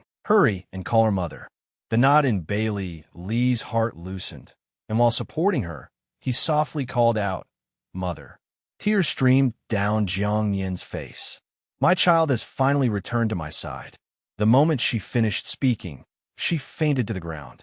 Bai Li Xiu hurried forward and asked Zhan Yu to examine her. It turned out to be nothing serious, only a disturbance of liver qi. She would be fine after proper recuperation. Bai Li Xiu told Bai Li to settle his mother in properly and cultivate their relationship, while Nanny Lian could be dealt with however he saw fit. Bai Li stared at Nanny Lian for a long moment before ordering that she be taken back and locked up. With that matter temporarily concluded, Su Liuan returned to her room, where Bai Chuan had already made the bed and was simply waiting for her. Lying in the warm covers, Su Liuan told Bai Chuan everything that had happened that day. It was a tragedy born of misunderstanding. Bai Chuan looked at Su Liuan gently yet firmly. "Wife, I will never be like Bai Li Xiu and fail the person I love." Early the next morning, Lianshi came again to see his master disguised as a maid. To make it realistic, he had even stuffed 2 buns into his chest and very generously asked Bai Chuan if he wanted a bite. Zhan Yu happened to pass by. To avoid being recognized and causing trouble, Lianshi immediately wanted to take his leave because Zhan Yu was none other than his master, the eccentric physician Du Xinigui. Before leaving, he even threw a flying kiss and invited them to play again next time. Zhan Yu was left dumbfounded. It was the first time he had ever seen such a bold little maid. Bai Chuan straightened his clothes and asked what he wanted with him. Zhan Yu suddenly shouted, "Even Liuan has to call me elder, yet you dare call me old man?" Bai Chuan did not even spare him a glance. He walked right past him. Being disregarded like that by a child, Zhang Yu reached out and grabbed Bai Chuan. But he immediately sensed something was wrong and discovered a strange smell coming from him. Bai Chuan did not want to expose himself yet, so he calmly explained that his sister studied medicines all day long, so it was normal for him to smell medicinal. Zhang Yu shook his head and asked who Bai Chuan really was, because he had discovered that Bai Chuan's body carried the foul smell caused by abnormal bone shrinkage, the side effect of taking bone-shrinking water, concealing your identity, deliberately shrinking your body, and lurking at Liuan's side. What is your purpose? Bai Chuan chuckled and instantly changed his demeanor. As expected of the eccentric physician Duxian Igue, you saw through it once. Liuan is my wife. How I stay by my wife's side is none of your business.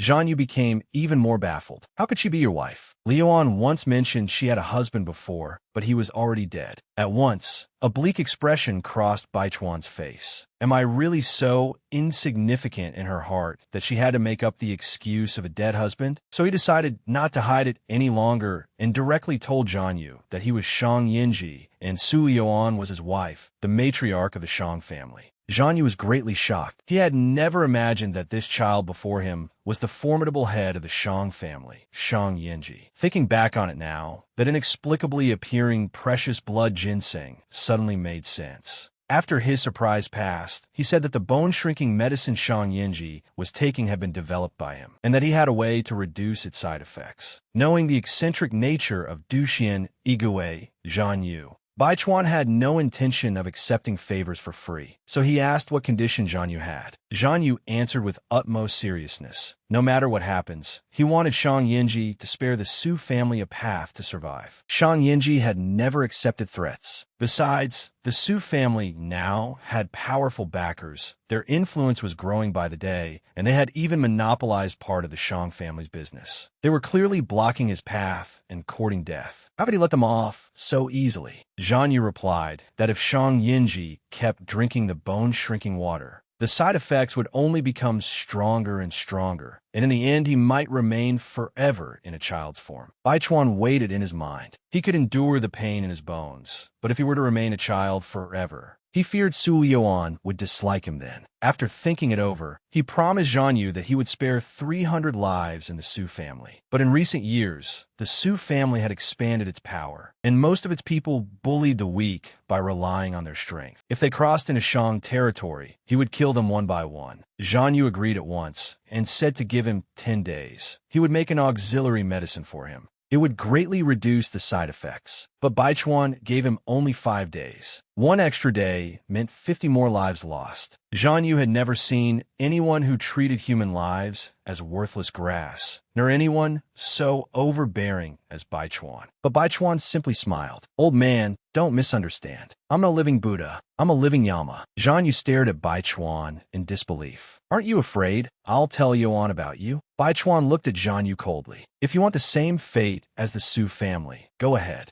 A real living Yama indeed. No wonder Liuan wanted to run away. Helpless, Zhang Yu turned and left to prepare the medicine, while Bai Chuan cheerfully went to find Su Liuan and visit the Lantern Festival. That night, Su Liuan held Bai Chuan's hand as they walked through the lively night market. She spotted the sugar figurines Shang Yinji had once bought for her. Smiling, Su Liuan bought one for Bai Chuan. Bai Chuan stared blankly at Su Liuan's bright, smiling face. A trace of bitterness welled up in his heart. After spending so many days with Su Liuan, her smile had become even more radiant than before. Could it be that staying in the Shang residence had truly made her so unhappy? Along the way, Su Liuan remained full of spirit. Then she noticed a stall covered with martial manuals, where a rough-looking man was extorting protection money. Yet the stall owner paid no attention to their yelling. He picked up an eru and began to play. At the same time, the men trying to attack him suddenly felt their hands and feet go out of control. The hands meant to strike the stall owner ended up striking their own people instead. They immediately realized they had offended an expert and repeatedly begged for mercy. The stall owner did not wish to pursue the matter. He only told them to tidy up the books and leave. But once the man recovered his freedom, he viciously turned back and pulled out a dagger to stab the stall owner. In the crowd, Su Liuan was holding her little zither. She used the same hidden art to teach those incorrigible men a lesson. The man once again lost control of his body, and the dagger turned on its own to stab straight into himself. Only now did Bai Chuan realize that his wife actually knew this long-lost secret art of hidden sound attacks. The stall owner finally found the fated person he had been waiting for and told Su Liuan to stop. So she withdrew her skill and spared the incorrigible man. Then she asked Bai Chuan to help the stall owner pick up the books scattered on the ground. And to her surprise, she found an unexpected treasure, Brahma Sound, 1 point, a long-lost manual from the martial world. The pint-sized husband and his wife went strolling through the night market, helped with a drawn blade, and discovered an unexpected treasure. It was the long-lost martial manual Brahma Sound, 1 point. Su Liuan said she was willing to pay a high price for the book, but the stall owner said the item was beyond price. Still, since Su Liuan had just used sound-based hidden arts and was one of his own kind, he was willing to give it to her. There was only one condition. This secret manual would be passed only to a disciple of his sect. He asked whether Su Liuan was willing to become his disciple. Bai Chuan was afraid that if Su Liuan acknowledged this old man as her master and followed him around studying every day, she would have no time left to keep him company. So he deliberately snapped, "What ability does an old man like you have? To make my sister become your disciple?" The stall owner saw through Bai Chuan's little trick at a glance. Stroking his beard, he smiled and told them that his martial world title was the Heavenly Evil Old Freak. Bai Chuan's expression turned grave. So this old fellow hadn't died after all. Rumor had it he had a strange temper, was unpredictable, neither wholly righteous nor wholly evil, and more than a decade ago had dominated the martial world with the sound art he created himself. He was indeed an important figure. The Heavenly Evil Old Freak handed Brahma Sound, 1 point, to Su Liuan and told her that he himself was lazy by nature. Though he was taking her as a disciple, he was too lazy to teach her personally. The book contained detailed explanations of the sound art. Seeing that she was highly gifted, he told her to comprehend it on her own. Su Liuan was not coy about it and called him master, then gave the Heavenly Evil Old Freak a token from Tianjuin. With that token, he could eat and lodge for free at any Tianjuin. A Tianjuin token was a rare thing indeed. The Heavenly Evil Old Freak felt he had struck it rich by taking on this disciple. On the way back, Bai Chuan asked Su Liuan what was so good about this book. Su Liuan excitedly told Bai Chuan that Brahma Sound, 1 point, recorded methods, such as using sound to control poison. That meant there was now a way to deal with the poison in question. Watching Su Liuan grow stronger day by day, Bai Chuan thought to himself that he had to become even stronger than her. Perhaps he could also use this chance to learn a bit of sound art. After they returned to the Bai residence, Su Liuan told the others that she would go into seclusion for a few days to study it. Once she succeeded, the sound of her zither would be able to cure Bai Lishu. Bai Chuan kept watch at the door every day, observing constantly to prevent Su Liuan from losing control during cultivation. A few days later, Zhan Yu came and handed the medicine he had developed to Bai Chuan. He had used half a blood ginseng in making it, so he wanted Bai Chuan to compensate him with another whole stalk. Bai Chuan curled his lip in disdain. "Old geezer, I don't do losing deals." Just then, Su Liuan came out of the room, carrying her zither in excitement, saying she had already mastered Brahma Sound, 1 point, and told Zhan Yu and Bai Chuan to listen to her play a tune. Her sound art concealed inner force. As the two listened to the music, they instantly felt their limbs and meridians relax and open. Bai Chuan even felt much of the pain from the bone-shrinking technique ease. Bai Chuan praised her. "Wife, that sounds wonderful. I feel completely refreshed now." Zhan Yu also praised Su Liuan as the Bai family's lucky star. With this, all the tiny residual toxins in Bai Lishu's meridians could be entirely removed. Now that Su Liuan had mastered the sound art, she planned to detoxify Bai Lishu within the next few days. But for the moment, there was still another matter. She suspected there was another hand behind Jiang Yin. The poisons Jiang Yin had given Nanny Lien all came from the western regions, and they were top-grade poisons at that. How could a fallen woman like her possess such rare toxins? Zhan Yu also felt Su Liuan's concern made sense, and said they should have Bailey Li sound Jiang Yin out right away. But when Bailey Li asked Jiang Yin where the exotic poisons from the western regions had come from, Jiang Yin said that she had been living by selling her jewelry and bought them from western region merchants. Bailey Li then asked Jiang Yin in return. 7-day soul-severing powder and fallen cypress river are both top-grade poisons worth a fortune. Could Mother's savings really have bought such things? I suspect Mother was being manipulated. Tell me, who exactly is the mastermind behind this? But Jiang Yin suddenly flew into a rage and blamed her son for not trusting his mother. She said she was tired and wanted a rest. There were some things she could not say. She only told Bailey Li to strengthen the residence's defenses in the coming days and beware of assassins. Bailey Li understood at once. He did not want to force his mother either and told her not to worry anymore and to rest well. Meanwhile, on the other side, an unidentified black-clothed person had already quietly found Nanny Lien and ordered her to immediately draw a map of the Bai residence and its secret passageways. Jiang Yin's matter was over, and Nanny Lien no longer wanted to obey these people. She firmly refused. Seeing that Nanny Lien would not obey, the black-clothed person threatened her with her son and forced her to submit. For her young lady's sake, Nanny Lien had already owed her own son too much. She could only wrong Bailey Li and protect her son. In the end, she picked up the brush and drew the route. That night, Su Liuan held her zither and prepared to detoxify Bai Li Shu. First, Bai Li Shu's poison could not be delayed any longer. Second, she needed to hurry back to Tianju Inn to handle the matter of the prince's consort selection. Using sound art to detoxify, someone required complete concentration and absolutely could not be interrupted during the performance, or all prior effort would be wasted. So Jujio, Bai Chuan, and the others guarded outside the door.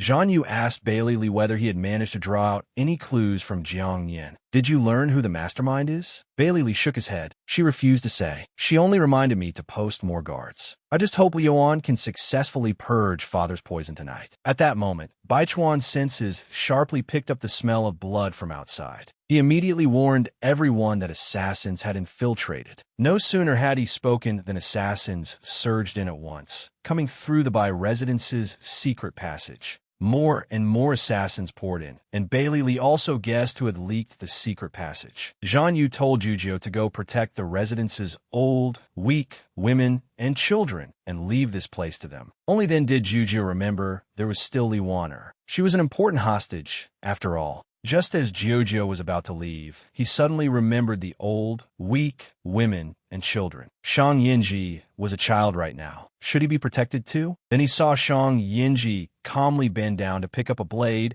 and face the assassins head-on with domineering arrogance. Come meet all together. Jujio instantly felt there must be something wrong with him. Why would he try to protect a living Yama? Shang Yinji truly lived up to the name. Even though the bone-shrinking water had reduced his body and made him less agile than before, and even though his power had been cut in half, those assassins still had no strength to fight back. While he was cursing that useless medicine developed by that old geezer Zhan Yu, he saw the non-martial Zhan Yu stepping 1 foot into death's door. Bai Chuan threw the sword in his hand and saved Zhan Yu's life. Useless old thing. If you don't know martial arts, then don't stand here making trouble. Having narrowly survived, Zhan Yu frantically scattered poison everywhere. I may not know martial arts, but I know how to poison. Liuan is still inside detoxifying him. We absolutely cannot let anyone disturb her. One more person means one more helper. There were too many assassins now, and reinforcements were arriving too slowly. They needed a weapon capable of causing large-scale damage. Bai Chuan decided to give that a try and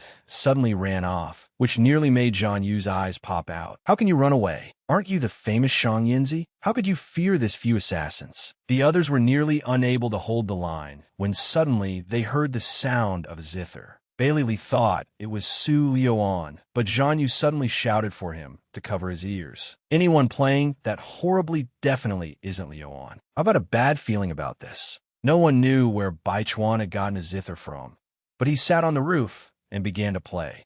Only then did he realize how formidable his wife truly was.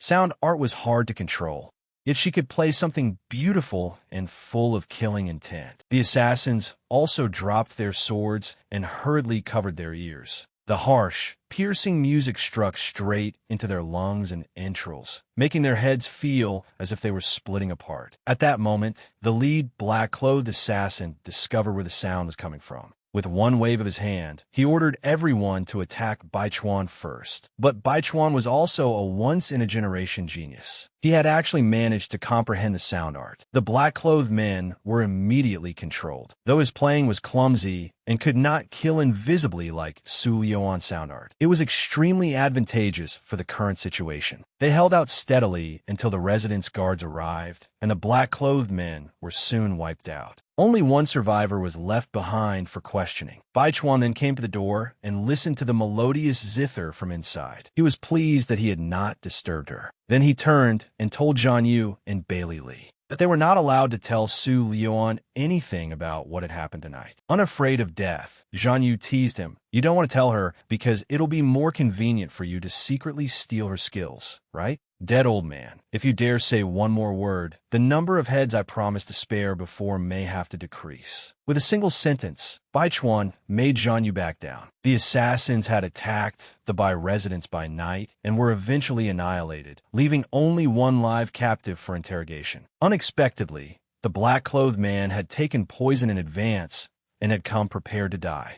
Zhang Yu could not understand what kind of hatred could make someone so determined to kill. Bailey Li, sword in hand, said that in recent years the only family with grievances against the Bai residents was the Su family. The Su family's power was rising rapidly now. Training such dead men would be nothing for them. Zhang Yu immediately told Bailey Li to investigate. Since they had entered through the secret passages, there had to be a traitor inside. Bailey Li had already guessed as much. The maids and guards in the residence were rotated every year, and the passages were intricate. Only someone who had lived there for years could know them well. The greatest suspect should be Nanny Lien. No sooner had he said that than a guard came to report that Nanny Lien was missing. It seemed Nanny Lien had not only been Jiang Nian's inside woman, but also the enemy's spy. Just then, Su Liuan opened the door. Seeing corpses strewn all over the ground, she knew many things had happened while she had been inside. The moment Baichuan saw Su Liuan, he happily went over to support her and lead her back to rest. Meanwhile, at the Su family, Anwei was reporting the mission's failure to Master Su. The black-clothed man beside Master Su mocked him, saying he had spent a fortune training assassins only for them to be useless trash. Master Su replied that he had long since laid out the trap against Bai Lishu. Who would have thought there would be so many experts around him, to the point that even poisons from the western regions could be cured? He admitted he had indeed been rash and had underestimated the Bai family's strength. The black-clothed man reminded him in a sinister tone that the Bai family and that person were Her Highness's greatest worries. They had to be eliminated as soon as possible, or else all the support given to the Su family to raise it to its current status would have been wasted. They could not have nurtured a useless fool. With that, he turned to leave. Now that Master Su's wings had hardened, he no longer wanted to endure such sarcasm. He shot Anwei a look, and Anwei immediately placed his sword at the black-clothed man's neck. Master Su looked at him with a cruel expression. How I conduct myself is not for a eunuch like you to point fingers at. You are not to report today's matter to Her Highness. If she becomes angry, neither you nor I can bear the consequences. The black-clothed man was startled by this move and had not expected him to be so bold. In the end, he could only say that Master Su should focus his mind on the prince's consort selection. When the time came, the Su family's influence would extend directly into imperial power and help consolidate Her Highness's position in the palace. Seeing that he had become sensible, Master Su told Anwei to lower the sword. He said he knew what he was doing and needed no reminder. The black-clothed man gave a cold snort, told Master Su to take care of himself, and then vanished. Master Su hated it to the core. Everything had originally been perfectly secure, yet he still had no idea who was helping Bai Lishu from behind. Back at the Bai residence, Su Liuan sat in the pavilion and asked Bailey Li how he intended to deal with Nanny Lien. Should they send people to capture her? Remembering all the years Nanny Lien had cared for him with meticulous devotion, Bailey Li decided to let her go free. Su Liuan respected Bailey Li's decision. She then told him that most of the poison in father's body had already been removed, and with the rest slowly treated, he would recover. As for her, she needed to prepare to return to Tianzhu in the capital. There were many matters waiting to be handled. Su Liuan was preparing to return to Tianzhu in the capital, while on the other side Lien Shi found Baichuan and asked him to return to the Shang residence. But Baichuan flatly refused and said he was staying with his wife. Then he asked somewhat reproachfully why Lianshi had not shown up when assassins attacked last night, and what he was running over here for today. Lianshi quickly reported that he had returned to the Shang residence to handle affairs. Things had not been peaceful lately, and the old steward had suddenly been poisoned and fallen unconscious as well. Bai Chuan said he could not leave at present and told him to take the eccentric physician Zhang Yu back to the Shang residence. Lianshi looked troubled. He knew his master had a strange temper and would not obey other people's commands. But Bai Chuan said with certainty that Zhang Yu would definitely go. Then Bai Chuan went to find Zhang Yu and told him to go with Lianshi to the Shang residence to treat the steward. Zhang Yu said that his old friend was already fine and that he intended to wander the world now, with no time to concern himself with the Shang family's affairs. Bai Chuan suddenly said that there were still a few boxes of blood ginseng in his storehouse, gathering dust anyway. Since they were useless, perhaps he should just throw them away. The moment Zhang Yu heard that, he immediately and cheerfully agreed. Then Su Liuan took Bai Chuan and bid farewell to Bai Lishu. The two of them set off back for the capital. In the carriage, Su Liuan asked Li Waner what she had been doing every day during her time at the Bai residence. The current Li Waner seemed like a completely changed person, having become gentle and pleasing. Every day, she planted flowers and embroidered with the maids, getting along with them harmoniously. Seeing how much her temperament had changed, Su Liuan remarked that she really did look a bit like a proper young lady now. Li Waner puffed out her lips. I was always a proper young lady. Jiu, who was driving the carriage, burst out laughing.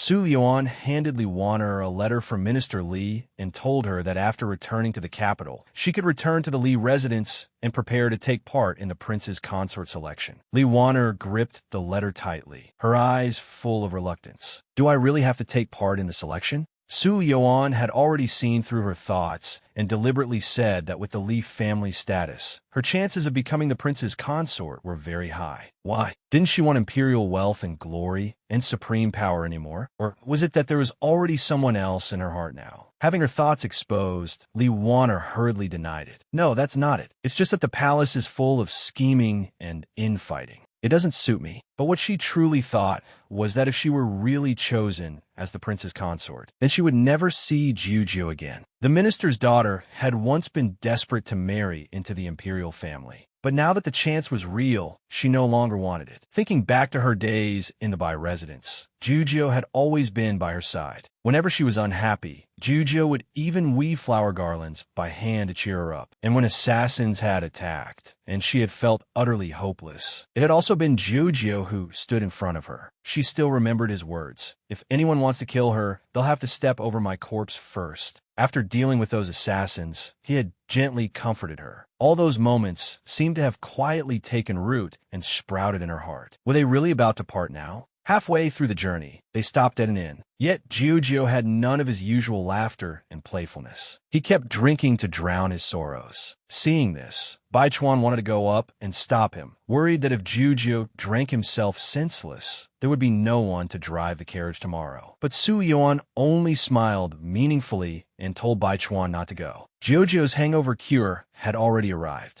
The moment he saw Li Waner, Bai Chuan understood. So these two lonely young people really had a story brewing between them. Could it be that from the very beginning, Li Yuan had intended for Jiu to keep Li Waner in check, and thereby gain control over the Li family? Just then, Li Waner carried over a bowl of sobering medicine and held it out to Jiu, telling him to drink it quickly. They still had to continue the journey tomorrow. Jiu mistakenly thought Li Waner was eager to hurry back for the selection and stubbornly turned his head away, refusing to drink. Li Waner said helplessly, I don't want to take part in the selection either, but I have no choice. My father has arranged everything for me. Once I successfully become a prince's consort, I'll be able to pave the way for my father's plans. You dislike me so much, so why do you care so much about me? Anyway, we'll never see each other again. After saying that, he turned and started to leave. But unexpectedly, Jiu rushed up and hugged him from behind. Don't go. I don't dislike you. It's just that when I think about you becoming a prince's consort and never seeing you again, my heart hurts so much. I like you. Knowing Jiu's true feelings, Li Waner was overjoyed. He turned and threw himself into Jojo's arms as well, telling him that he liked him too. Seeing how affectionate the two had become, Su Lioan told Bai Chuan that what came next would be inappropriate for children to watch, then dragged him back to their room. Bai Chuan muttered inwardly, "These two are so deeply in love, like dry wood and blazing fire, ready to ignite at a spark. Could it be that my wife put an aphrodisiac in the wine?" Early the next morning, Bai Chuan saw Su Lioan already up and knew she was going to catch them in the act. Sure enough, Su Lioan kicked open Jojo's door and told him to get up at once. What followed was a piercing scream. Jojo was utterly embarrassed and immediately scolded Su Lioan for barging in without knocking. Su Lioan pretended not to know anything and laughed. "Wasn't it because I saw you drink so much last night? I was worried you wouldn't wake up this morning, so I came to call you. Who knew I'd stumble upon something so scandalous?" To avoid going through with the selection, the two had gone all the way. Jojo told Li Wanner that he would take responsibility for him. Once they returned to the capital, he would go to the minister's residence to formally ask for his hand. But as soon as he said that, Su Lioan scolded him for being foolish. Li Wanner was an officially appointed candidate for Prince's consort. Losing his chastity would amount to tarnishing the royal family's honor. The imperial family would never keep such a stain. He would be ordered to die. But Li Wanner said that rather than marry someone he did not love and be trapped in the palace for life, he would rather risk everything. Even if they could only share one night of love together, he would be satisfied. Jojo responded to that sincere devotion as well, telling Li Wanner not to be afraid. If the capital had no place for them,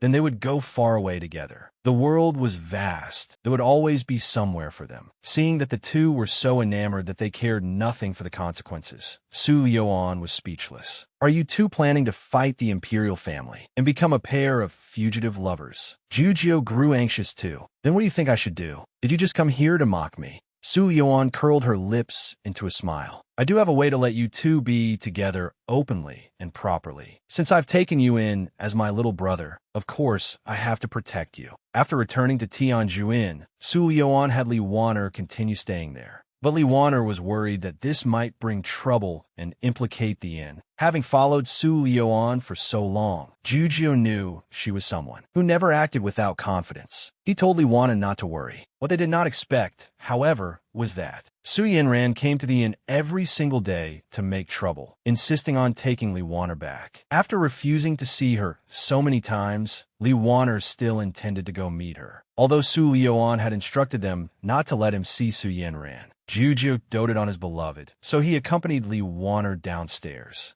Su Yinran put on a very concerned look and played the emotional card, urging Li Wanner to hurry home. "The minister misses you very much." Jojo suddenly came over and, pretending everything was as before, said that Li Wanner still could not leave. Seeing this, Su Yinran shouted that Tianjuin had kidnapped and imprisoned the daughter of a court official. At that cry, everyone around them began whispering and gossiping, slandering and suspecting Tianjuin. Jojo said the inn had its rules, and anyone who broke them would be punished. Miss Li had accepted the punishment willingly, and it had also been approved by the minister. But Su Yinran wanted to make the matter as big as possible. She deliberately slandered Jojo, saying that he had lusted after Li Wanner's beauty and forced him to stay behind to satisfy his own vile desires. Tianjuin was illegally confining a noble young lady. As the surrounding discussion grew louder and louder, increasingly damaging to the inn's reputation, Li Wanner finally stepped forward and told Su Yinran not to spread malicious slander. He was staying here of his own free will. His father had also agreed to let him stay at the inn to broaden his horizons and told her to stop meddling in his affairs. With that, he turned to leave. Su Yinran was stunned. Had he been bewitched? It had only been half a month. She had seen him being taken away with her own eyes. So how had it suddenly become voluntary? Still unwilling to give up, she shouted, "Wait for me. I'll definitely save you." Jojo directly gave the order to drag this troublemaking woman out and put Su Yinran on the blacklist. From then on, she was forbidden from entering the inn. Su Yinran had come putting on a false show of sisterly affection, but Li Wanner refused to play along, and she even ended up on the blacklist. Because Su Lioan had promised to help Li Wanner and Jojo be together openly and properly, Li Wanner naturally wanted to help protect the inn's reputation as well. She looked on with relief at this once spoiled young noble's perfect transformation for the sake of love. After dealing with Su Yinran, Jujio hurried over to comfort his beloved. After pointing him in the right direction, Su Lioan could not resist teasing. "Are there only water in your eyes now?" Jujio answered as if it were only natural. "That's my wife, after all." Jojio's love-struck appearance made Su Lioan think of Shang Yinji. It had already been so long. Why hadn't he come to look for her yet? She went back to her room in boredom, but felt as if there was some unfamiliar presence inside. A moment later, she thought she must be imagining things. No one could possibly break through her mechanisms that easily. When Baichuan entered the room and saw Su Lioan come in, he called out, "Sister." Su Lioan asked whether he was feeling any better, then began wiping away his sweat. "A child is still a child, weak and sickly, and now you've come down with a fever for no reason." Baichuan's illness was actually due to the side effects of the bone-shrinking medicine, but on the surface he only said that he had caught a chill. "It's nothing serious. Don't worry." But how could Su Lioan not worry? She picked up her guqin and began playing a calming tune, letting Baichuan relax. The music drifted gently, and countless thoughts rose in her mind. She could not understand.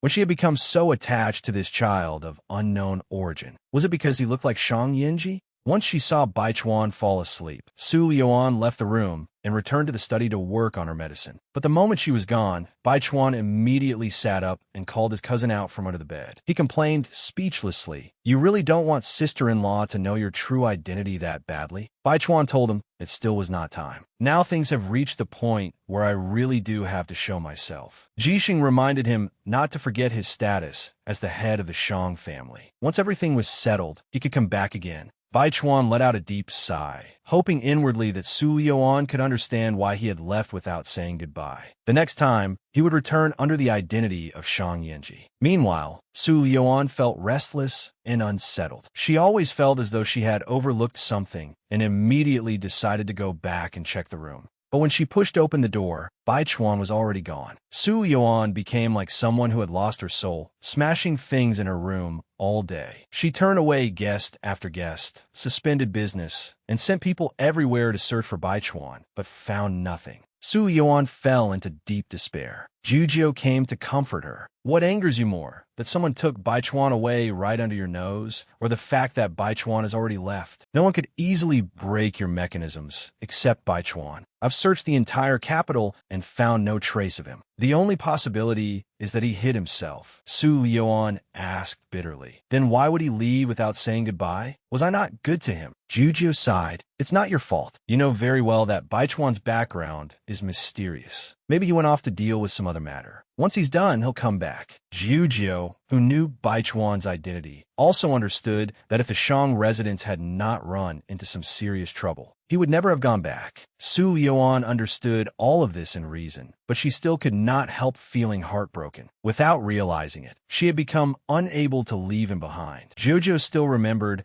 what Su Lioan had once told him. A clever person would never easily expose their weakness. But now everyone knew that Baichuan was her weakness. Just then, someone came to report that third Prince Lingfeng had arrived. Su Lioan had no desire at all to see anyone, so she told them to inform him to leave. But unexpectedly, the third prince walked in directly. "Why won't Lioan see me? Did I do something wrong?" Su Lioan forced a smile and said that she was fine, just a little tired. But Ling Feng replied, "Don't lie to me. Look at how absent-minded and dispirited you are. Something must have happened." Then he looked around. "Where's that child who's usually inseparable from you?" He really had a talent for bringing up exactly the wrong thing. Jujio told Ling Feng that the child had gone missing, and they were searching the whole capital for him, so he should come another day. The third prince had truly asked the worst possible question. Jujio told him that Baichuan had disappeared, Lioan was in a bad mood, and he should return another day. By then, Su Lioan had composed herself somewhat and told Ling Feng to go ahead to the private room. She would freshen up and come shortly. Then, after sitting down, she asked Ling Feng to use his influence to help investigate someone. Ling Feng had already learned about Baichuan from Jujio and said that even if she had not asked, he would help search for him.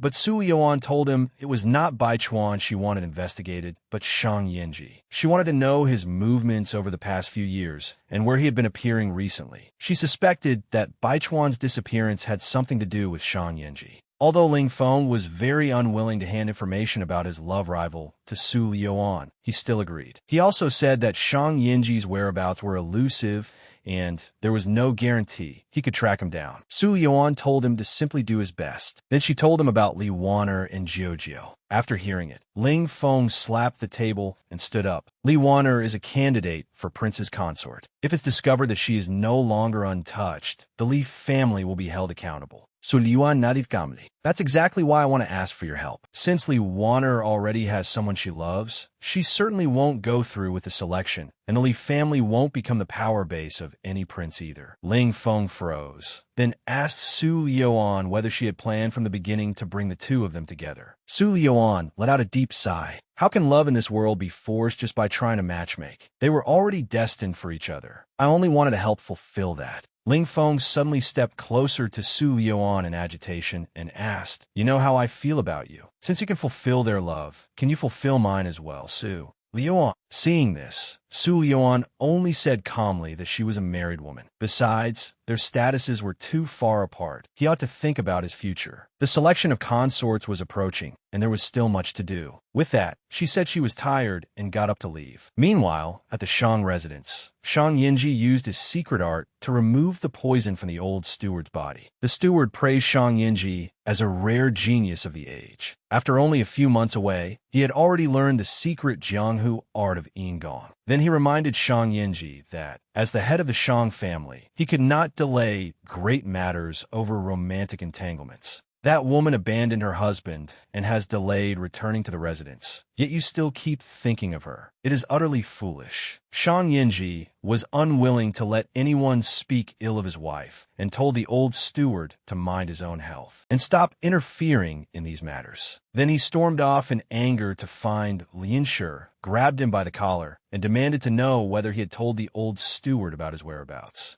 Lianshi was so frightened that he hurriedly denied it, saying he would never dare. Just then, Jixing stepped forward and admitted that he had said it. This man was so protective of his wife that even after being abandoned by her for years, he had never once blamed her. He could not tolerate anyone saying a word against her. Shang Yinji angrily came to demand an explanation from Lianshi, only to learn that it had been his cousin Jixing who spoke. He immediately let go of Lianshi and snapped at Jixing. "Are you looking for death?" Jixing frowned at him. "I haven't even told Uncle Yang yet that you drank bone-shrinking water, turned yourself into a child, and stayed by that woman's side. Cousin, your head is now full of that woman. I'm beginning to wonder whether you've forgotten your great mission of revenge." Seeing this, Lianshi hurriedly tried to stop Jixing and told him to speak more respectfully. "That is the mistress of the house." But Jixing said contemptuously, "I don't care what status she has." Once she left the Shang residence, she became nothing more than the proprietress of an inn, receiving different guests every day. Who knows whether she has ruined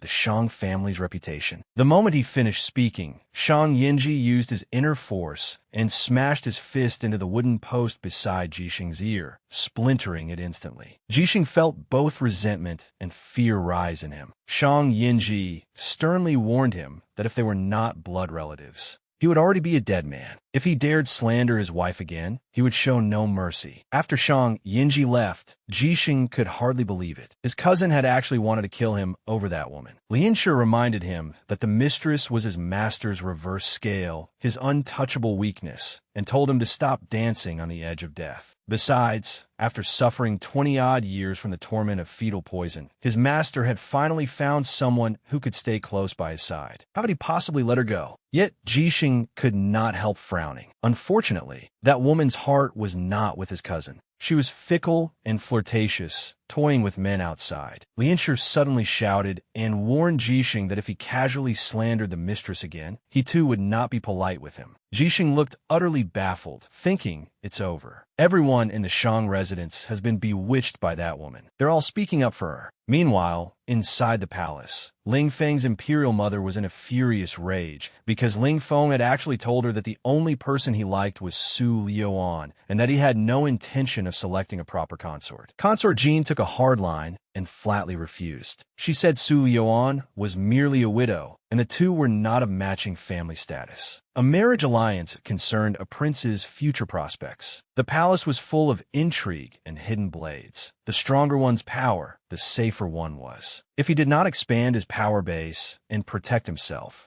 then he would only become meat on someone else's chopping block. She would absolutely never agree to this matter. Ling Feng's attitude was equally resolute. He knew well the helplessness of living within the palace. But he did not want a glorious future. He only wished to win one person's heart and spend a lifetime together. Today he had come to speak to his mother about the one he loved, but all she cared about was status. He had no heart to say anything more and directly took his leave. Watching her sons departing back, Consort Jean only grew angrier and turned her hatred towards Su Liuan. Secretly, she resolved to get rid of Su Liuan and never allow this woman to ruin her son's future. The mysterious Prince Mo obtained an imperial decree and invited Su Liuan into the palace to assist him in overseeing the selection of prince's consorts. And in order to help Jojo and Li Waner, Su Liuan planned to have Li Waner bitten by a ballworm when entering the palace. It would cause symptoms similar to plague, so Li Waner would fail the inspection before entering the palace and would be unable to enter at all. Then came the day for the selected young ladies to enter the palace.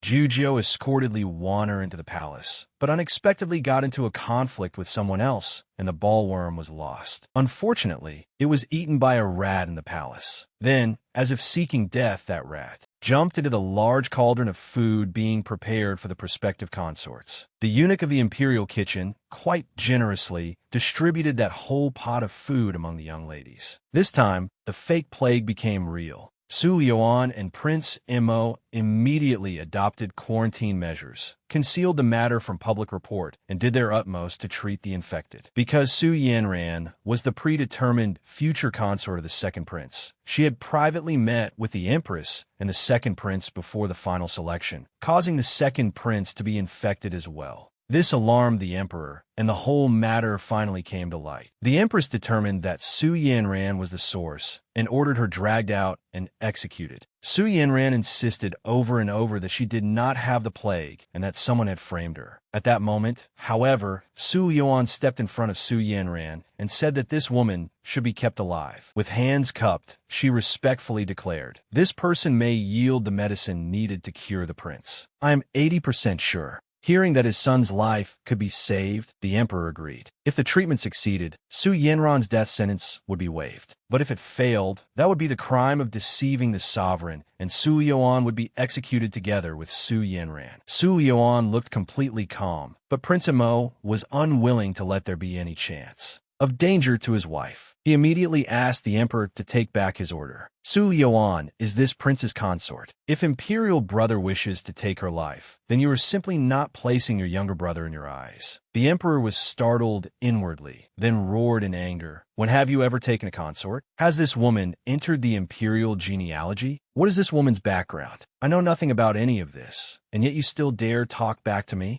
Prince Mo immediately knelt and said that he and this woman had long ago pledged themselves to each other in private, but had not yet completed the formal marriage rites of the imperial family. Today he was specifically asking his imperial brother to grant the marriage. Standing to one side, Su Liuan was completely bewildered. How had she suddenly ended up being granted in marriage? Seeing Prince Mo's uncompromising attitude, the emperor had no choice but to agree. If Su Liuan could cure the second prince's illness, then he would approve and grant the marriage between them. After saying that, he let out a deep sigh and reproached Prince Mo for staying in the Jianghu for so long and refusing to return to the palace. Now that he had returned, it was actually for the sake of taking a consort. Then, seeing that his imperial brother was still wearing a mask, he told him to hurry and tear off the human skin mask and stop suffocating himself beneath it. After hearing all that, Su Liuan, standing beside him, was greatly shocked. She very much wanted to know Prince Mo's true face. She had not even noticed that he was wearing a human skin mask. Who exactly was he?